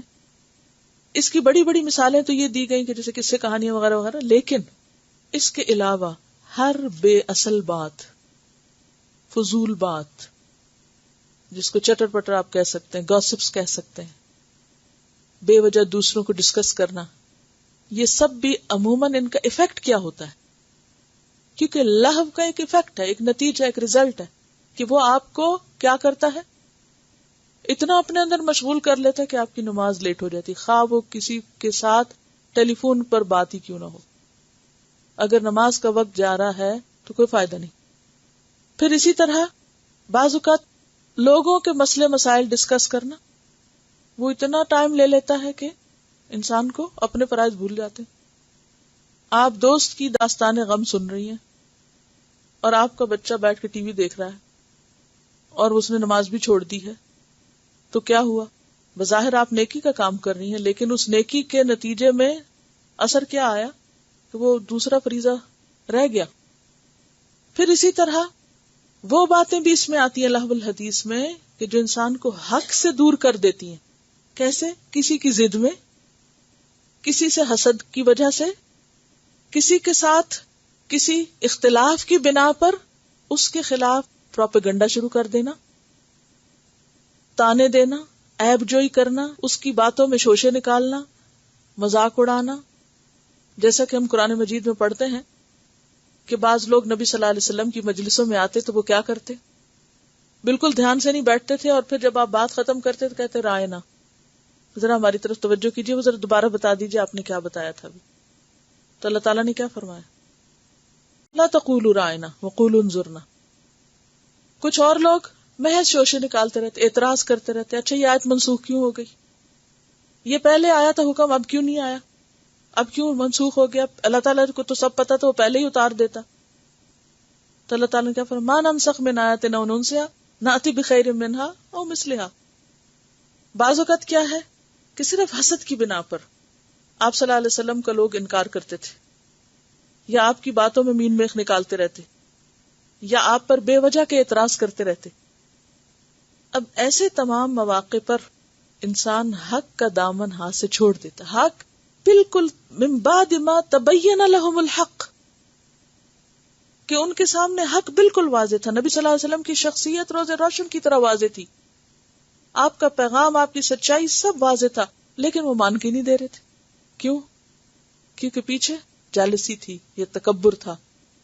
تو بعض اوقات انسان ایسے نیگیٹو اثرات کی وجہ سے جو اس کے دل کے اندر ہوتے ہیں, وہ دوسرے کے خلاف ایسی باتیں شروع کر دیتا ہے کہ جو حق سے ہٹی ہوئی ہوتی ہیں, اور اس کے نتیجے میں بھی یا وہ خود یا دوسرے لوگ اللہ کے ذکر سے, اللہ کے دین سے دور ہو جاتے ہیں. ہر روز ایک اپنے آپ سے پرامس ہوتا ہے کہ بالکل عشاء کے بعد ایک لمحے کے لیے بھی ادھر ادھر نہیں دیکھنا, لیکن پھر کچھ نہ کچھ نکل ہی آتا ہے. تو نتیجہ کیا ہوتا ہے؟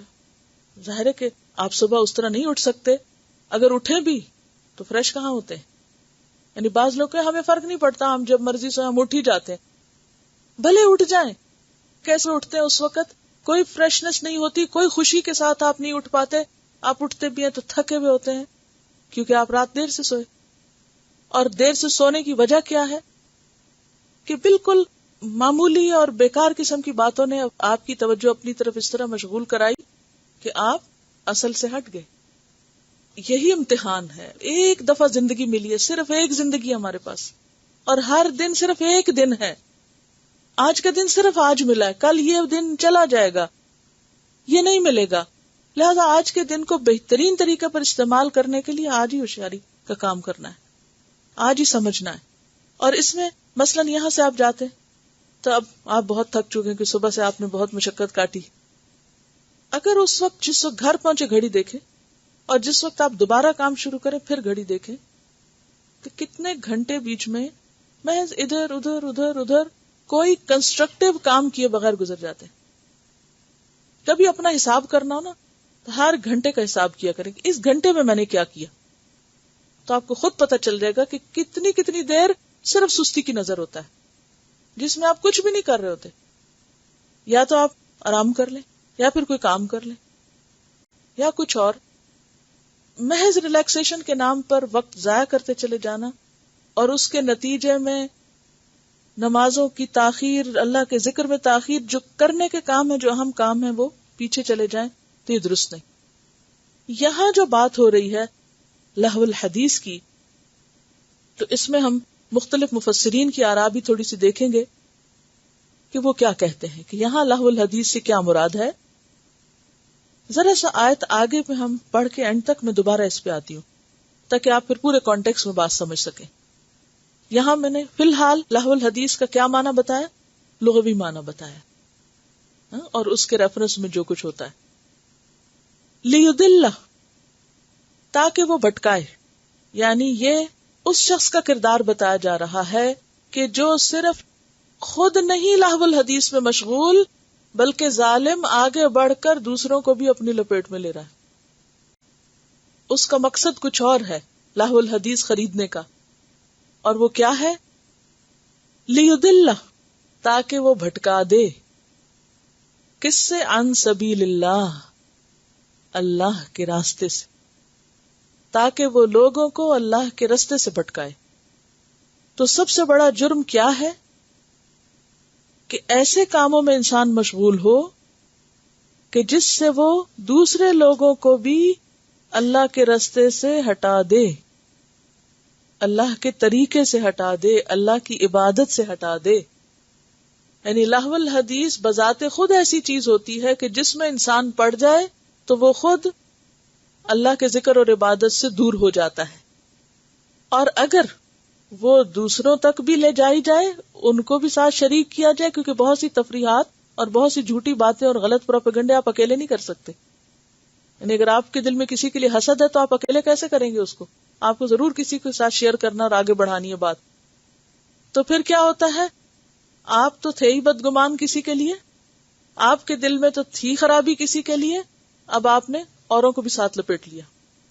اور اگر باتیں کسی عام شخص کے بارے میں ہوں تو بھی بری، غیبت، بدگمانی، الزام تراشی عام لوگوں کے حق میں بھی بری ہے، لیکن زیادہ بری کب ہے؟ جب وہ ان لوگوں کے خلاف ہو جو اللہ کے دین کی خدمت کر رہے ہوں. ان کا کردار مسخ کرنا اور زیادہ برا کام ہے. اسی لیے یہاں ہم دیکھتے ہیں کہ اس آیت کا جو تاریخی پس منظر بتایا جاتا ہے وہ کیا ہے. ابن عباس کہتے ہیں کہ نضر بن حارث اہل کتاب میں سے تھا.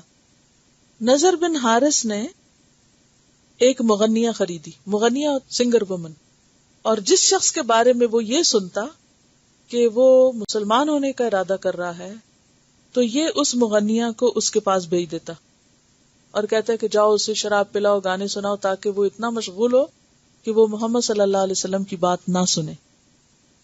ھذا خیر مما یدعوک الیہ محمد من الصلاۃ والصیام، کہ یہ زیادہ اچھا ہے ان چیزوں سے جس کی طرف محمد صلی اللہ علیہ وسلم بلاتے ہیں، نماز، روزے وغیرہ میں سے.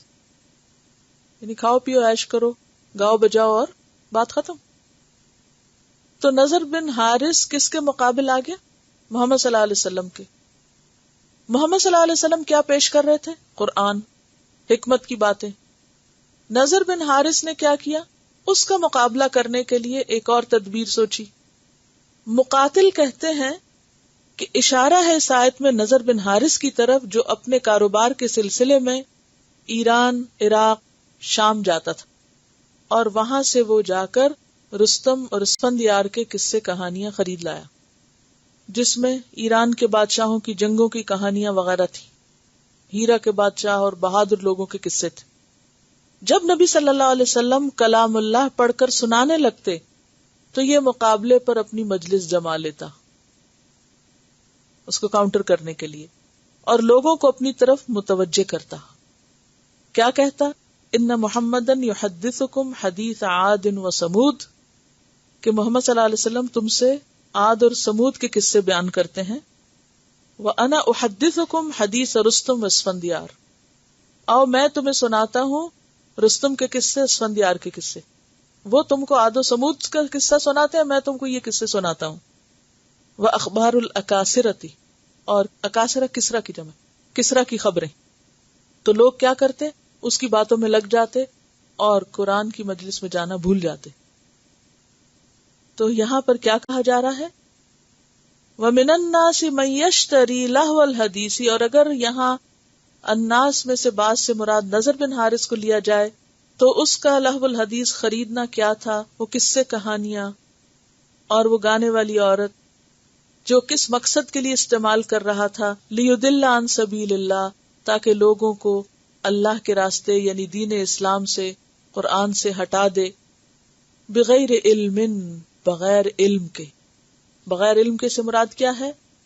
کہ لہو علم سے خالی ہے، یعنی جو دعوت محمد صلی اللہ علیہ وسلم دے رہے تھے، جو قصے آپ سنا رہے تھے، وہ علم پر مبنی تھے. اور نضر بن حارث کے قصے محض دل بہلانے کا سامان تھے، جسٹ انٹرٹینمنٹ، ان کے پیچھے کوئی علم نہیں تھا. ایک معنی تو یہ. دوسرا یہ کہ بغیر کسی دلیل کے، یعنی بے سروپا باتیں.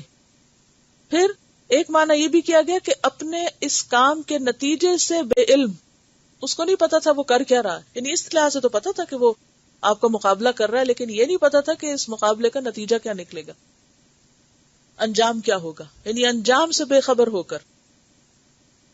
تو اس کا مقصد کیا تھا لہو الحدیث خریدنے کا؟ یعنی لہو الحدیث ویسے ہی ایک ناپسندیدہ چیز ہے، اور اگر اس لیے خریدی جائے، اس لیے اس کو اپنایا جائے تاکہ اس کے ذریعے سے لوگوں کو اللہ کے راستے سے ہٹا دیا جائے، ان کے دل، ان کے دماغ، ان کی سوچیں، ان کی پسند ایسی بنا دی جائے کہ اب وہ قرآن جیسی سنجیدہ بات سننے کے قابل ہی نہ رہیں، اس میں ان کا انٹرسٹ ہی نہ ہو، وہ ان کو کیا نظر آئے؟ جسٹ بورنگ، ان کا دل ہی نہ لگے ایسی مجلس میں. تو یہ کیا ہے؟ اشترا، ایک چیز کے بدلے دوسری چیز لانا. قرآن کے بدلے لہو الحدیث سے لوگوں کو بہلانا، یا لوگوں کو لہو الحدیث میں اتنا مشغول کر دینا کہ ان کے پاس نہ ذوق رہے، نہ شوق رہے، نہ وقت رہے، اور نہ خیال رہے کہ انہوں نے کچھ اور بھی کام کرنا ہے، سنجیدہ کام، آخرت کا کام. اپنے انجام سے بے خبر، ان کو ان کے انجام سے بے خبر کر دینا. لہو الحدیث جو ہے بنیادی طور پر انسان کے نفس پر اثر انداز ہوتی ہے، انسان کے نفس کو اتنا موٹا کر دیتی ہے، اس کی خواہشات کو اتنا پروموٹ کرتی ہے کہ پھر انسان صرف خواہشات کا بندہ بن کے رہ جاتا ہے، اور وہ اس سے آگے بڑھ کر کوئی سنجیدہ بات نہ سننا چاہتا ہے، اور نہ ہی اس پر دھیان دینا چاہتا ہے، نہ غور و فکر کرنا چاہتا ہے، اور نہ ہی اس پر کوئی عمل کرنا چاہتا ہے، کیونکہ مزاج بدل دیتی ہے. These are two different ways. دو مختلف چیزیں ہیں، بالکل اپوزٹ ایک دوسرے کے. کبھی آپ سڑک پہ جا رہے ہوتے ہیں نا، تو ایک راستہ سامنے جا رہا ہوتا ہے اور ایک دوسری طرف جا رہا ہوتا ہے، تو آپ کو فوراً ڈیسائیڈ کرنا ہوتا ہے کہ آپ کو ادھر جانا ہے یا سیدھے جانا ہے، کدھر جانا ہے، کیونکہ آپ جدھر جائیں گے آپ اسی اینڈ پہ پہنچیں گے. تو اب یہ کیا ہے؟ دو راستے ہیں، کہ ایک طرف قرآن ہے اور دوسری طرف لہو الحدیث. اگر آپ ایک پہ چل پڑتے ہیں تو دوسرے کا شوق کیا ہوگا؟ خود بخود مان پڑ جائے گا، انٹرسٹ ہی ختم ہو جائے گا. اگر آپ لہو الحدیث کے دیوانے ہو جائیں، دل دادا ہو جائیں، تو قرآن آپ کی نظروں میں غیر اہم ہو جائے گا اور اس کا پڑھنا ایک پہاڑ لگے گا. اور اگر آپ قرآن کے دل دادا ہو جائیں تو کیا ہوگا؟ لہو الحدیث آپ کو ایک بوجھ لگے گا، اس میں کوئی دل ہی نہیں لگے گا اور شوق ہی نہیں پیدا ہوگا. تو یہ بالکل ٹو اپوزٹ ڈائریکشنز پہ انسان کو لے جاتا ہے. لیضل عن سبیل اللہ، سبیل کو آپ پھر وہ موٹر وے کو یا سڑک کو اپنے سامنے رکھیں، ہائی وے کو سامنے رکھیں، ہائی وے سیدھی صاف ستھری جا رہی ہے اور ایک بیچ میں ڈائیورژن آ گیا. اب اگر آپ ڈیسائیڈ نہیں کرتے کہ آپ کو اسی ہائی وے پہ رہنا ہے تو آپ کیا کریں گے؟ مڑ کے کہیں سے کہیں پہنچے. تو سبیل اللہ سے ہٹانے والی ہیں یہ چیزیں، اور انسان کو بغیر علم کے کسی ایسے نتیجے پہ جا پہنچاتی ہیں کہ جس کے بعد پھر سوائے ہلاکت اور گمراہی کے کچھ نہیں رہتا. وَيَتَّخِذَهَا هُزُوًا، اور وہ بنا لیتا ہے اس کو، کس کو؟ سبیل اللہ کو، ہزوا، مذاق. اللہ کی باتیں پھر کیا لگتی ہیں اس کو؟ مذاق. اگر کوئی ان سے بات بھی کرے، کوئی آخرت کی بات کرے، کوئی قبر کی، کوئی جنت کی، کوئی دوزخ کی، کوئی کچھ ذمہ داریاں دین کی پوری کرنے کی، تو وہ اس کو کس طرح لیتے ہیں؟ مذاق میں. کیونکہ جو بھی کلام ہم سنتے رہتے ہیں نا، یا جو بھی ہمارا گفتگو کا انداز ہوتا ہے، وہ پھر ہماری شخصیت کا، پرسنالٹی کا ایک حصہ بن جاتا ہے. اگر ہم ہر وقت جوکس سنتے رہتے ہیں اور جوکس ہی سننا پسند کرتے ہیں تو پھر ہم اسی زبان میں بات کرنے کے عادی ہو جاتے ہیں نا. اپنے بچوں کو ذرا دیکھیے نا، اگر آپ ان کو کوئی سنجیدہ بات کہیں تو وہ کیا کریں گے؟ جواب میں ایک جوک سنا دیں گے آپ کو. کیوں سنا دیں گے؟ کیونکہ وہ ہر وقت یہی سنتے سناتے رہتے ہیں، وہ اسی کے ماہر ہو گئے، ماسٹر ہو گئے ہیں اس میں. اگر آپ ان کو کوئی اچھی بات بتائیں گے تو وہ آپ کو ایک شعر یا کوئی ایسی بات سنا دیں گے، آگے سے آپ خاموش ہو جائیں گے. یا پھر آپ قرآن کی کوئی بات کریں گے تو وہ آپ کو ایک لمبی سٹوری کوئی اور سنا دیں گے، کوئی اور خبریں سنا دیں گے، کوئی ورلڈ پالیٹکس پہ کوئی انالیسس کر کے سنا دیں گے، اور آپ وہیں چپ ہو جائیں گے. کیوں؟ اس لیے کہ وہ ہر دم تو رہتے ہی اسی میں. اب ان کو قرآن کی بات کہاں سے سمجھ آئے؟ تو یتخذ ہا جو ہے یہاں سبیل کی طرف اشارہ ہے. اور اللہ کا راستہ کیا ہے؟ قرآن کا راستہ، کتاب کا راستہ، پڑھنا لکھنا، سنجیدہ کام. یہ اس کو مذاق میں ٹال دیتے، کیونکہ کسی بھی چیز کا انکار مذاق کے انداز میں کرنا سب سے مہذب طریقہ ہے، isn't it? Most decent. کہ دوسرا مائنڈ بھی نہیں کرے گا اور آپ نہ کر کے چلے بھی جائیں گے. کیونکہ بعض لوگ تو سیدھی سیدھی نہ کریں گے نا، لیکن میجورٹی سیدھی سیدھی نہ نہیں کرتی. جو لوگ یہ ساری باتیں کرتے سنتے ہر وقت اسی شغل میں رہیں تو وہ قرآن کی بات کے جواب میں بھی ہر وقت کوئی آلٹرنیٹ آپ کو لہو الحدیث سے پیش کر سکتے ہیں اور آپ کو بیوقوف ثابت کر سکتے ہیں اور بیکورڈ قرار دے سکتے ہیں. تو یہ جو سبیل کا لفظ ہے نا، آج گھر جاتے ہوئے راستے ضرور دیکھیے کہ سبیل سے ہٹنا جو ہے، اور بغیر علم کے، خاص طور پر اگر علم نہ ہو یا علم میں کمی ہو کسی بھی اعتبار سے، یا تو رستہ یا منزل نہ پتا ہو، یا یہ نہ طریقہ پتا ہو کہ ادھر جانا کیسے یا اس پہ قائم کیسے رہنا ہے، تو نتیجہ پھر یہی ہوگا. وَيَتَّخِذَهَا هُزُوًا. اصل بات یہ کہ جب انسان ذہنی بے راہ روی کا شکار ہوتا ہے نا، ایک ہوتا ہے فزیکلی بھٹکنا اور ایک ہوتا ہے ذہن کا بھٹکنا. ذہن کب بھٹکتا ہے؟ سوچ کب بھٹکتی ہے؟ انسان کی سوچ کب آوارہ ہوتی ہے؟ جب وہ بے مقصد باتیں سنتا رہتا ہے، ہر وقت بے مقصد چیزوں میں رہتا ہے.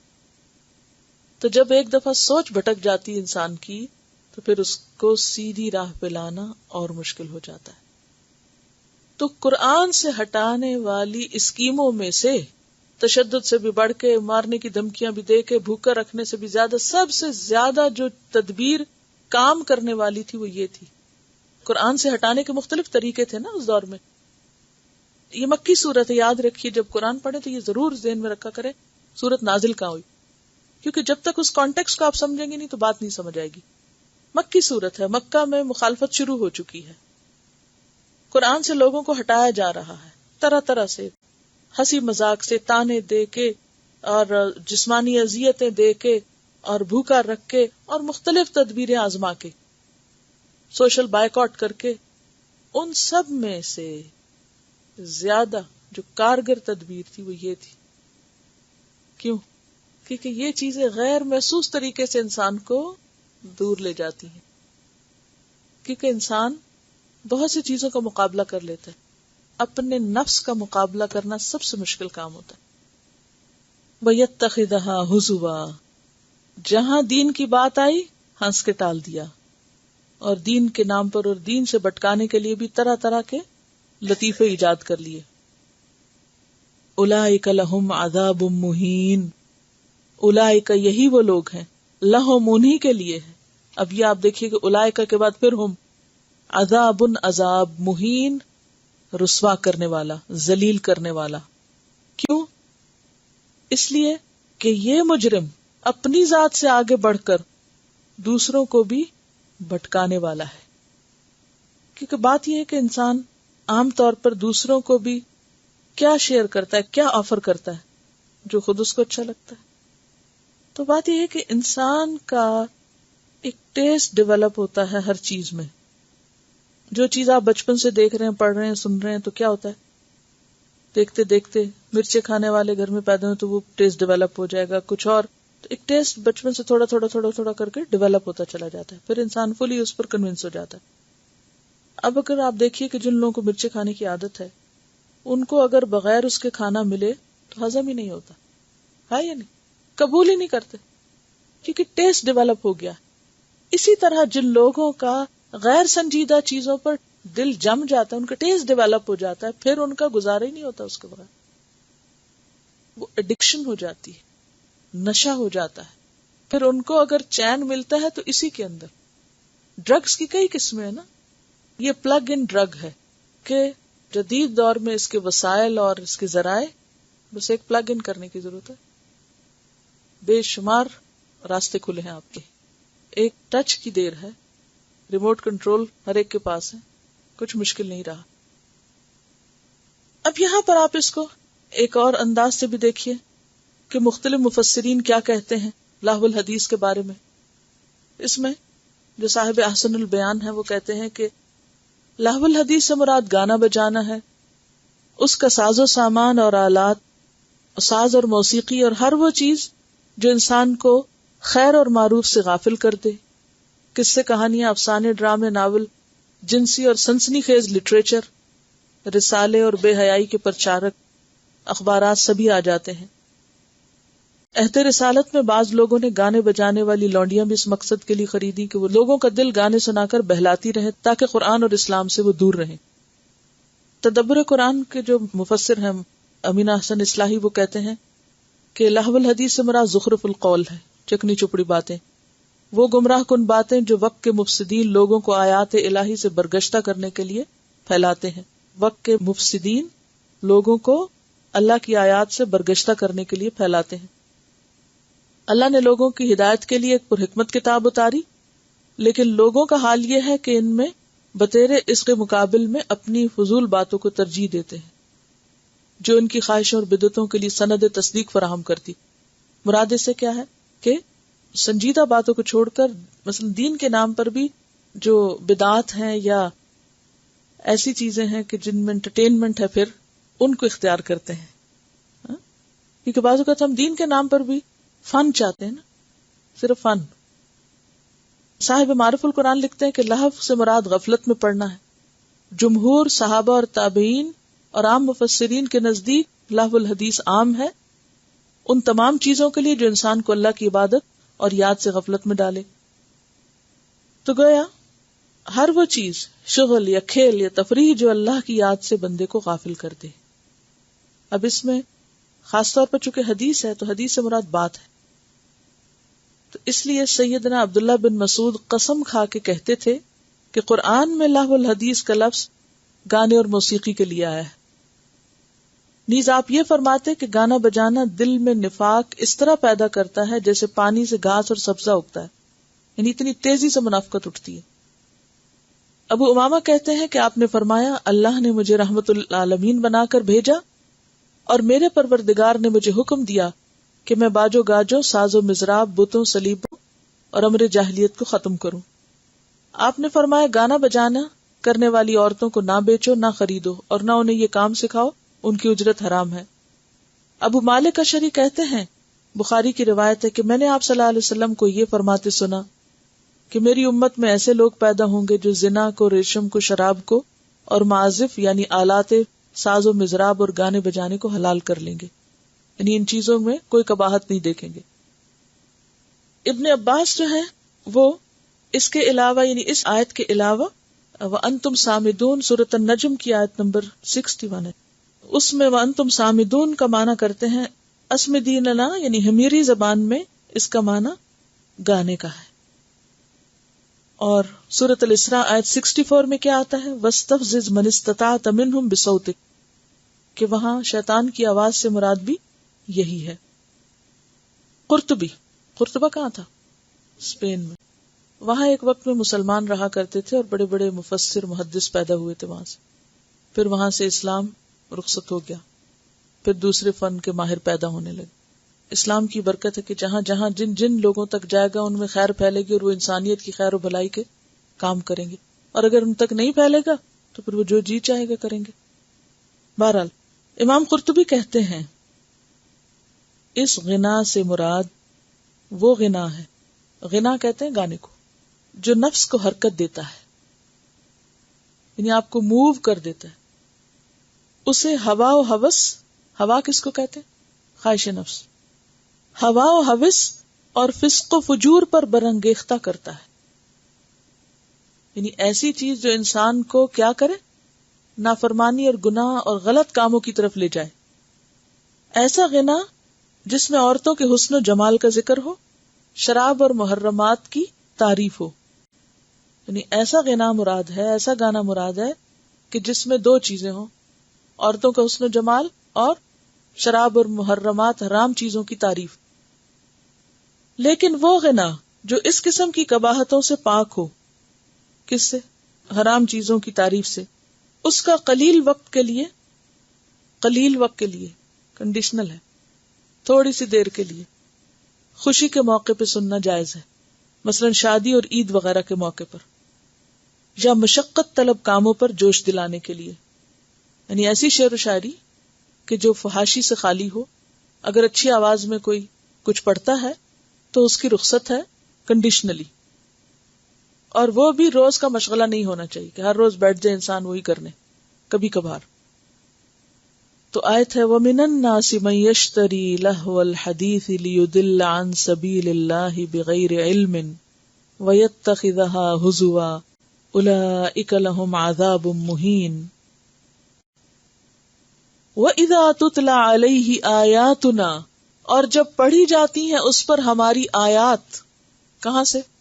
قرآن سے. کس پر؟ یہ جو یشتری لہو الحدیث، جو ترجیح دیتا ہے لہو الحدیث کو، جو انٹرٹینمنٹ کا، تفریح کا عادی ہے، اور صرف اپنے لیے نہیں اوروں کو بھی آگے اس میں شریک کر رہا ہے. ایسے شخص پر جب ہماری آیتیں پڑھی جاتی ہیں، قرآن پڑھا جاتا ہے، تو اس کا طریقہ کیا ہوتا ہے؟ واللہ، منہ موڑ لیتا ہے، اس کا دل ہی نہیں لگتا اس میں.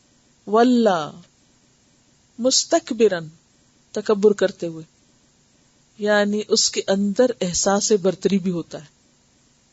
اصل بات یہ ہے کہ جو شاعری ہوتی ہے نا، اور اس قسم کے نشید اور شاعری، اور یہ انسان کو بعض اوقات احمقوں کی جنت میں رکھتے ہیں. یعنی انسان وہ اپنے آپ کو سمجھنے لگتا ہے جو وہ ہوتا کوئی نہیں.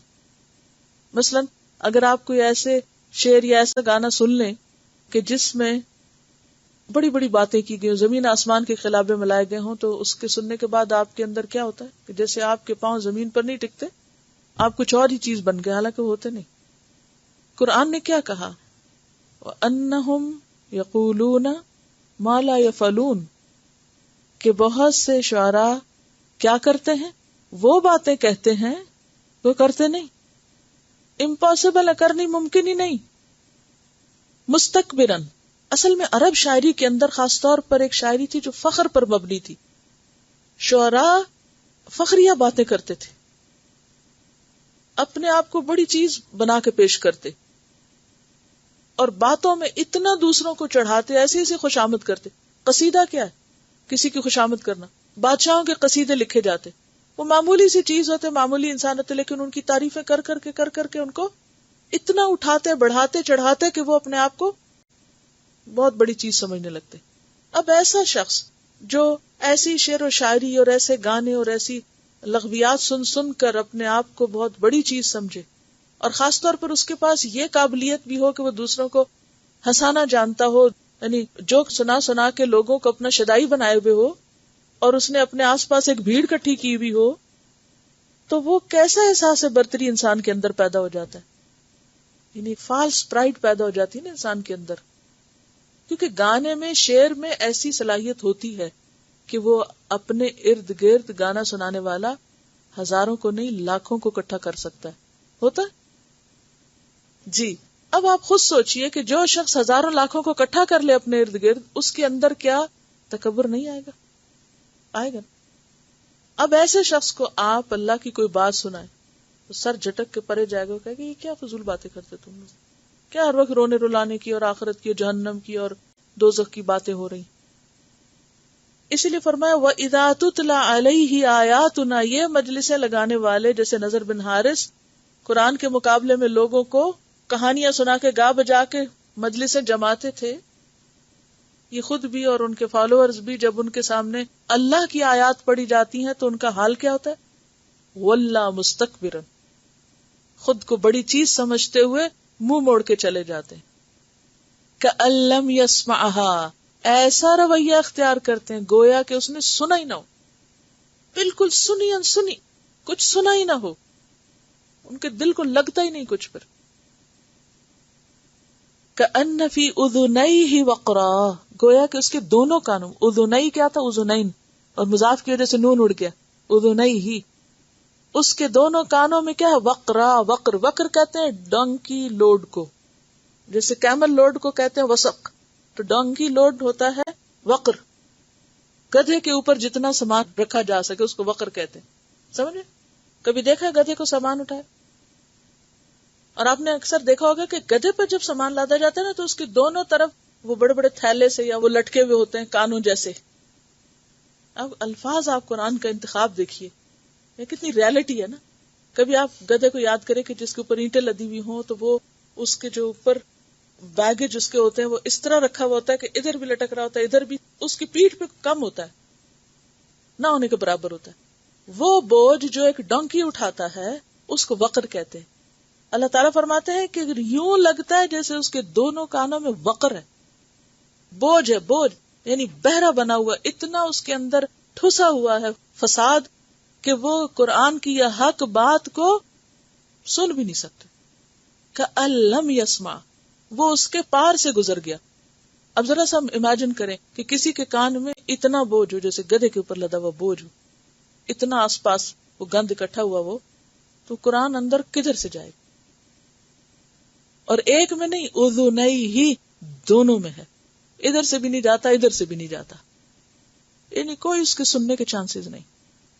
کأن فی اذنیہ وقرا فبشرہ بعذاب علیم، تو خوشخبری دے دو اس کو دردناک عذاب کی. جو اللہ کی بات نہیں سن سکتا اس کے لیے کوئی خوشخبری نہیں. سورۃ الجاثیہ آیت 7 سے 10 میں آتا ہے وَيْلٌ لِكُلِّ أَفَّاكٍ أَثِيمٍ يَسْمَعُ آيَاتِ اللَّهِ تُتْلَى عَلَيْهِ ثُمَّ يُصِرُّ مُسْتَكْبِرًا كَأَن لَّمْ يَسْمَعْهَا فَبَشِّرْهُ بِعَذَابٍ أَلِيمٍ وَإِذَا عَلِمَ مِنْ آيَاتِنَا شَيْئًا اتَّخَذَهَا هُزُوًا أُولَٰئِكَ لَهُمْ عَذَابٌ مُّهِينٌ مِّن وَرَائِهِمْ جَهَنَّمُ وَلَا يُغْنِي عَنْهُم مَّا كَسَبُوا شَيْئًا وَلَا مَا اتَّخَذُوا مِن دُونِ اللَّهِ أَوْلِيَاءَ وَلَهُمْ عَذَابٌ عَظِيمٌ.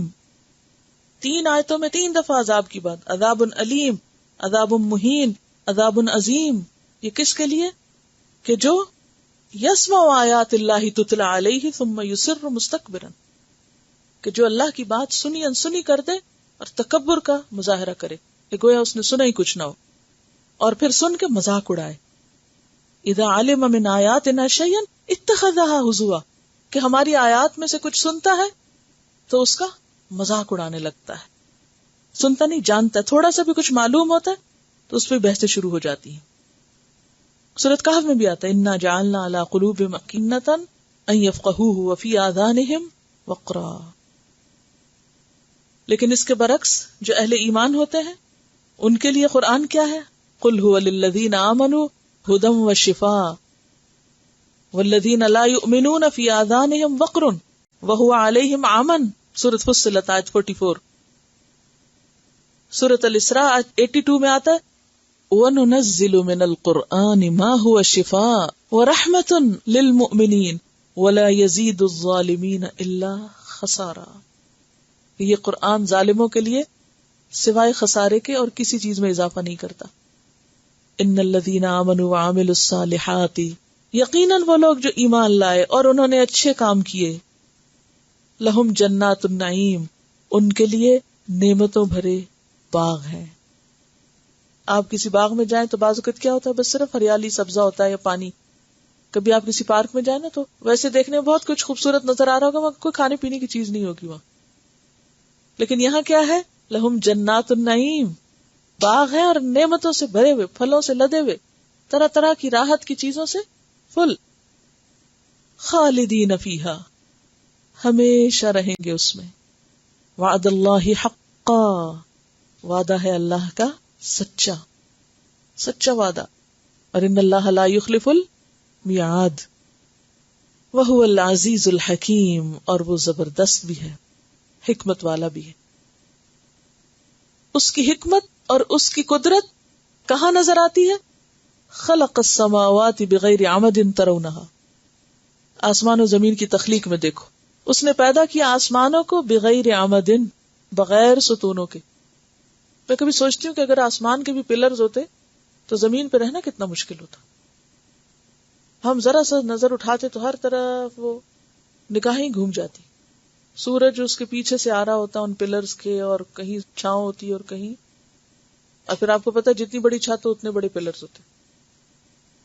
اسلام آباد میں الہدا کی تعمیر ہو رہی تھی تو ہال بنانا تھا، تو میں جب آرکیٹیکٹ سے بات کرتی ہوں کہ پلیز پلر نہیں ہونے چاہیے، وہ کہتے ہیں بہت مہنگی پڑے گی. میں نے کہا کتنی مہنگی پڑے گی، بس پلر نہیں بنائے اس میں، کیونکہ وہ پھر ویو بلاک ہوتا ہے، جو بھی پلر کے پیچھے ہوں گے پتہ ہی نہیں چلے گا، لوگ آرام فرمائیں گے. تو بہتر ہے کہ پلر نہ ہو.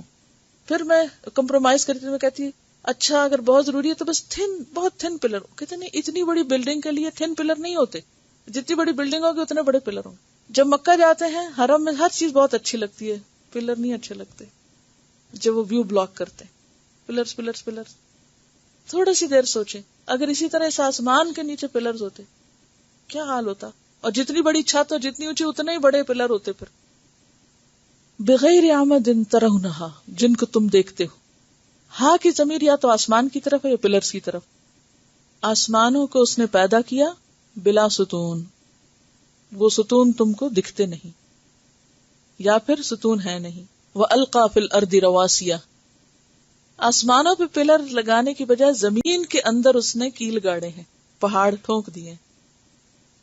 پہاڑ کے اندر اصل زمین کے پلرز ہیں، ایک طرح سے زمین کو تھامے ہوئے. وَأَلْقَى فِي الْأَرْضِ رَوَاسِيَ، بوجھل پہاڑ، کیل. أَن تَمِيدَ بِكُمْ، کہ تمہیں لے کے ڈولتی نہ رہے، ہلتی نہ رہے. مید کہتے ہیں بڑی چیز کے ہلنے کو، یعنی اتنا بڑا ہیوج زمین کا جو بال ہے، وہ اس کا اوپر کا کرسٹ جو تھا وہ کیا ہوتا اگر یہ میخیں نہ لگی ہوتی، کہ وہ کھسکا رہتا. وَبَثَّ فِيهَا مِن كُلِّ دَابَّةٍ، اور اس نے پھیلا دیے اس میں ہر طرح کے جاندار. دابہ پاؤں پہ چلنے والے، رینگنے والے، حرکت کرنے والے. وَأَنزَلْنَا مِنَ السَّمَاءِ، اور نازل کیا ہم نے آسمان سے، ماءً پانی، کون سا؟ بارش کا. فَأَنبَتْنَا فِيهَا، پھر اگایا ہم نے اس میں، کس میں؟ زمین میں. من کل زوج کریم، ہر قسم کے فائدہ دینے والے جوڑے. زوج بمانا صنف، اقسام، ہر قسم کی پھلوں کی، نباتات کی اقسام، حیوانات کی، جمادات کی جو جوڑوں میں ہیں. اور کریم کا مطلب بہت فائدہ دینے والے، بہت عمدہ. ھذا خلق اللہ، یہ ہے اللہ کی تخلیق. کون سی؟ آسمان، پہاڑ، جانور، بارش، نباتات. کیا خوبصورت سینری، امیجن کریں. نیلا آسمان ہو، اونچے اونچے پہاڑ ہوں، اور پھر مختلف جنگلی جانور زمین پہ پھیلے ہوئے ہوں، بارش برس رہی ہو، اور طرح طرح کی نباتات، پھول، پھل، ہر قسم کی چیزیں زمین پر اگی ہوئی ہوں. تو یہ ہے اللہ کی تخلیق. ھذا خلق اللہ فارونی، دکھاؤ مجھے. ماذا خلق الذین، کیا پیدا کیا ہے ان لوگوں نے یا ہستیوں نے. من دونہ، جو اس کے سوا. یہ تو ہے اللہ کی کریشن. بتاؤ جن کو تم پوجتے ہو، جن کو تم اپنا معبود مانتے ہو، انہوں نے کیا بنایا. بل الظالمون فی ضلال مبین، بلکہ ظالم لوگ کھلی گمراہی میں مبتلا ہیں، حق کو بھول گئے. سورۃ الرعد 16 میں بھی آتا ہے ام جعلوا للہ شرکاء یا انہوں نے اللہ کے لیے کچھ اور شریک بنا رکھے ہیں. خلقوا کخلقہ، کہ انہوں نے پیدا کیے اس کی پیدائش کی طرح، یعنی جیسے اللہ نے چیزیں بنائی ویسے انہوں نے بھی کچھ بنا رکھی. فتشابہ الخلق علیہم، تو خلق ان پر مشتبہ ہو گئی. اب انہیں پتہ نہیں چلتا کہ اللہ کا بنایا ہوا کیا ہے اور غیر اللہ کا بنایا ہوا کیا ہے. تو بات یہ ہے کہ غیر اللہ نے تو کچھ بھی نہیں بنایا. کسی ایک چیز پہ ہاتھ رکھ کے کہو کہ یہ اللہ کی نہیں بنائی، کسی اور کی بنائی ہے. ہاں آپ کہیں گے یہ بڑی بڑی بلڈنگز تو انسانوں نے بنائی ہیں. انسان نے اس میں جو کچھ لگایا، لوہا لگایا ہے، لکڑی لگائی، وہ کس نے بنائی؟ تم نے تو صرف جوڑ توڑ کی. یہ خلق تھوڑی ہے. خلق کا کیا معنی ہوتا ہے؟ ایجاد، ابداع، تقدیر، یہ سب اسی کا. یعنی انسانوں کی بنائی ہوئی چیز کو خلق نہیں کہیں گے. ٹھیک ہے، خلق صرف اللہ کا کام، ہر چیز اسی کی بنائی ہوئی. کیا آپ نے یہ سوچا کہ سب سے پہلے کتاب کی بات ہوئی کہ کتاب کیا ہے، کس کو فائدہ دیتی ہے، ان کی صفات کیا ہیں. پھر ایک دوسرے گروہ کی بات ہوئی کہ جو اس کتاب سے ہٹ کر نہ صرف کہ خود ہٹے ہوئے اوروں کو ہٹانے میں مشغول ہیں اور انتہائی تکبر کا مظاہرہ کر رہے ہیں. پھر دونوں گروہوں کے انجام کا پتہ چلا. پھر اس کے بعد یکا یک کائنات پہ بات آ گئی. کیوں؟ اب دیکھیے کہ پیچھے لہو الحدیث کی بات ہوئی، کیونکہ لہو الحدیث کی طرف انسان کیوں جاتا ہے؟ سیٹسفیکشن کے لیے. تو سیٹسفیکشن کا اس سے زیادہ بہترین ذریعہ کائنات، پوری کائنات پھیلی ہوئی ہے، اس میں غور و فکر اور اللہ کی قدرتوں اور نشانیوں پہ غور کرنا، یہ بھی تو دل بہلانے کا کام کرتی ہیں اور اس سے بہتر روحانی اور ذہنی غذا فراہم کرتی انسان کو. اور وجہ بالکل پیچھے حق کو جھٹلانے کی وجہ بتائی گئی کہ وہ تکبر کرتے ہیں، منہ موڑ جاتے ہیں. تکبر سے بچنے کا طریقہ کیا ہے؟ اپنی بڑائی توڑنے کا کہ ہم سے بڑا کوئی اور ہے اور یہ اسی کی کتاب ہے. تم کیوں نہیں سنتے آخر اس کی بات جب رہتے ہو اسی کی کائنات میں، اسی کا دیا ہوا رزق کھاتے ہو. تمہاری آنکھوں کی لذت کے لیے، تمہارے دل کی خوشی کے لیے اس نے اتنی رنگینیاں اس دنیا میں پیدا کی ہیں، تم اسی کی بات نہیں سنتے. اگر اس کے اس کلام کو چھوڑتے تو بتاؤ یہ سب پیدا کس نے کیا ہے؟ اور اس کو چھوڑ کر تم لہو الحدیث کی غیر سنجیدہ چیزوں میں مشغول ہوتے ہو. کیا یہ انصاف ہے؟ بہت سے لوگ کہتے ہیں نا، اگر کسی کو یہ کہنا بھی چھوڑو، گانا بجانا چھوڑو، یہ سب باتیں، تو کہتے ہیں ایک تو ہمیں سمجھ نہیں آتی کہ اسلام میں ہر چیز منع کیوں ہے، یہ نہ کرو وہ نہ کرو، پھر آخر تفریح کہاں کریں، پھر دل کیسے بہلائیں. تو بات یہ ہے کہ اللہ تعالیٰ نے تو خود ہی آلٹرنیٹ دے دیا ہے. جو شخص جس کی آنکھیں کھلی ہوں، جس کا دل کھلا ہو، جس کے کان کھلے ہوں، جو اللہ کا کلام سن سکتا اور جس کی نگاہیں اللہ کی کریشن کو دیکھ سکتی ہوں، اس کے لیے تو پھر لہو الحدیث سے زیادہ گھٹیا اور بیکار چیز کوئی نہیں ہو سکتی. اور اگر کسی کے پاس یہ دو چیزیں نہیں ہیں، اس کے کان اور آنکھیں نہیں کھلی، نہ اللہ کا کلام سن سکتا ہے، نہ سمجھتا ہے، اور نہ ہی وہ اللہ کی کائنات دیکھتا ہے، تو اس کے لیے پھر کیا ہے انجوائمنٹ کے لیے؟ اسفل سافلین کے طریقے، محض جھوٹ اور فریب پر مبنی باطل اور لغویات کے ذریعے دل کو بہلانا. یہ دو چیزیں ہیں، ایک طرف ایک ہے اور دوسری طرف دوسرا. چوائس آپ کی ہے، کیا لیتے ہیں. لیکن انسان جب مدہوش ہو جاتا ہے نا، ایڈکشن میں نے کہا نا، جب مدہوش ہو جاتا ہے نا ایسی چیزوں سے. اب کچھ لوگوں کے لیے فکشن پڑھنا کیا ہے؟ انٹرٹینمنٹ کا ذریعہ، وہ چھوڑ ہی نہیں سکتے. اس کی ایڈکشن اتنی ہوتی ہے بعض لوگوں کو کہ وہ اس کے بغیر جی نہیں سکتے. اسی طرح قصے کہانیوں کے علاوہ گانے بجانے یا گوسپ اور فضول لغویات، باتیں، گپ بازی. کچھ لوگ نے محض اپنا مقصد زندگی بنا رکھا ہے لوگوں کو ہنسانا اور لوگوں کی خاطر جھوٹ بول کے غلط سلط طریقوں سے لوگوں کو خوش کرنا. وہ کیا کہتے ہیں، یہ بھی عبادت، ہم دوسروں کو دل خوش کرتے ہیں چاہے جھوٹ سے کیوں نہ کرے. کیا فرمایا آپ صلی اللہ علیہ وسلم نے؟ ہلاکت ہے اس کے لیے، ہلاکت ہے اس کے لیے، ہلاکت ہے اس کے لیے 3 دفعہ، کہ جو لوگوں کو ہنسانے کے لیے بھی جھوٹی بات کرے. ایک طرح سے بد دعا ہے آپ کی کہ جو محض کھیل تفریح میں بھی جھوٹی باتیں کرے وہ بھی مصیبت میں پڑ سکتا ہے. تو بات یہ ہے کہ یہ ہر شخص کی اپنی ایک چوائس ہوتی ہے. اللہ نے جنت کے لیے اعلیٰ ٹیسٹ اور ذوق کے بندے رکھے ہیں جن کی انٹرٹینمنٹ کائنات کے اندر غور و فکر ہے، اور جن کی انٹرٹینمنٹ قرآن کی آیات کو سننا ہے، جو ان کے دلوں کے تار ہلا دیتی، جو ان کی آنکھوں کو تر کر دیتی. یعنی اللہ سبحانہ وتعالیٰ نے ایسا نہیں کہ ہمیں محروم کر دیا، یہ حرام ہے وہ حرام ہے، یہ نہ کرو وہ نہ کرو. یہ سب باتیں وہ کرتے ہیں جن کے پاس آلٹرنیٹ ہوتا نہیں، جن کا ٹیسٹ خیر اور حق کے لیے ڈیولپ ہی نہیں ہوا. وہ بیچارے پھر کس میں لگے رہتے ہیں؟ بے مقصد چیزوں سے دل بہلانے میں. ترجیحات، یشتری جو ترجیح دینا، یعنی کہ یشتری کے معنوں میں خریدنا بھی. بعض اوقات ہم پیسے دے کے لہو الحدیث خریدتے نہیں. سارے انسٹرومنٹس کیسے خریدیں؟ آپ نے مفت میں ملتے ہیں کہیں؟ لہو الحدیث کی ساری چیزیں، یہ چاہے وہ کتابیں ہوں، چاہے وہ انسٹرومنٹس ہوں، چاہے وہ کسی کو ہائر کریں انسان کو، آپ یہ سب مفت میں ملتا ہے آپ کو.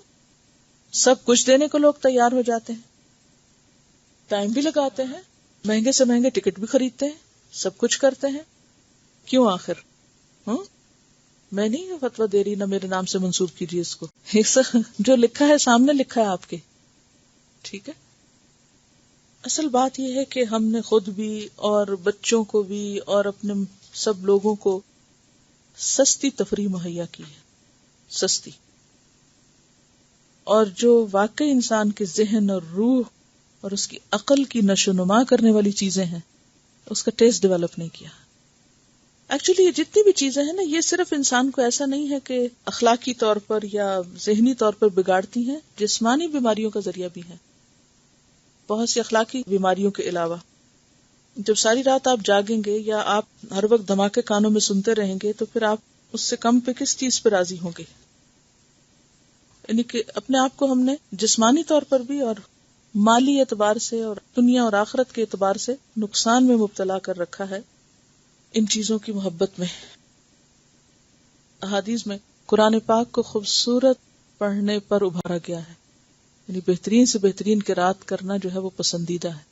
اور کس طرح اللہ تعالیٰ ایسی آواز پہ خود کان دھرتے ہیں، کیونکہ یہاں حدیث بیسیکلی بات میں آ جاتا ہے نا، کہ یعنی کلام کے لیے آیا ہے. تو غور کیجئے، اس پر سوچئے، اور اگر اپنے آپ سے چھڑا چکے ہیں ایسی چیزیں تو بچوں اور نسلوں کے بارے میں سوچئے کہ کیا کیا جا سکتا ہے، کیونکہ ورسٹ کائنڈ آف ایڈکشن ہے. اوکے، یہ آپ کا ہوم ورک ہے، لہو الحدیث سے بچنے کے عملی طریقے. ٹھیک ہے سب کا. سبحانک اللہم و بحمدک، نشہد ان لا الہ الا انت، نستغفرک و نتوب الیک. السلام علیکم و رحمۃ اللہ وبرکاتہ.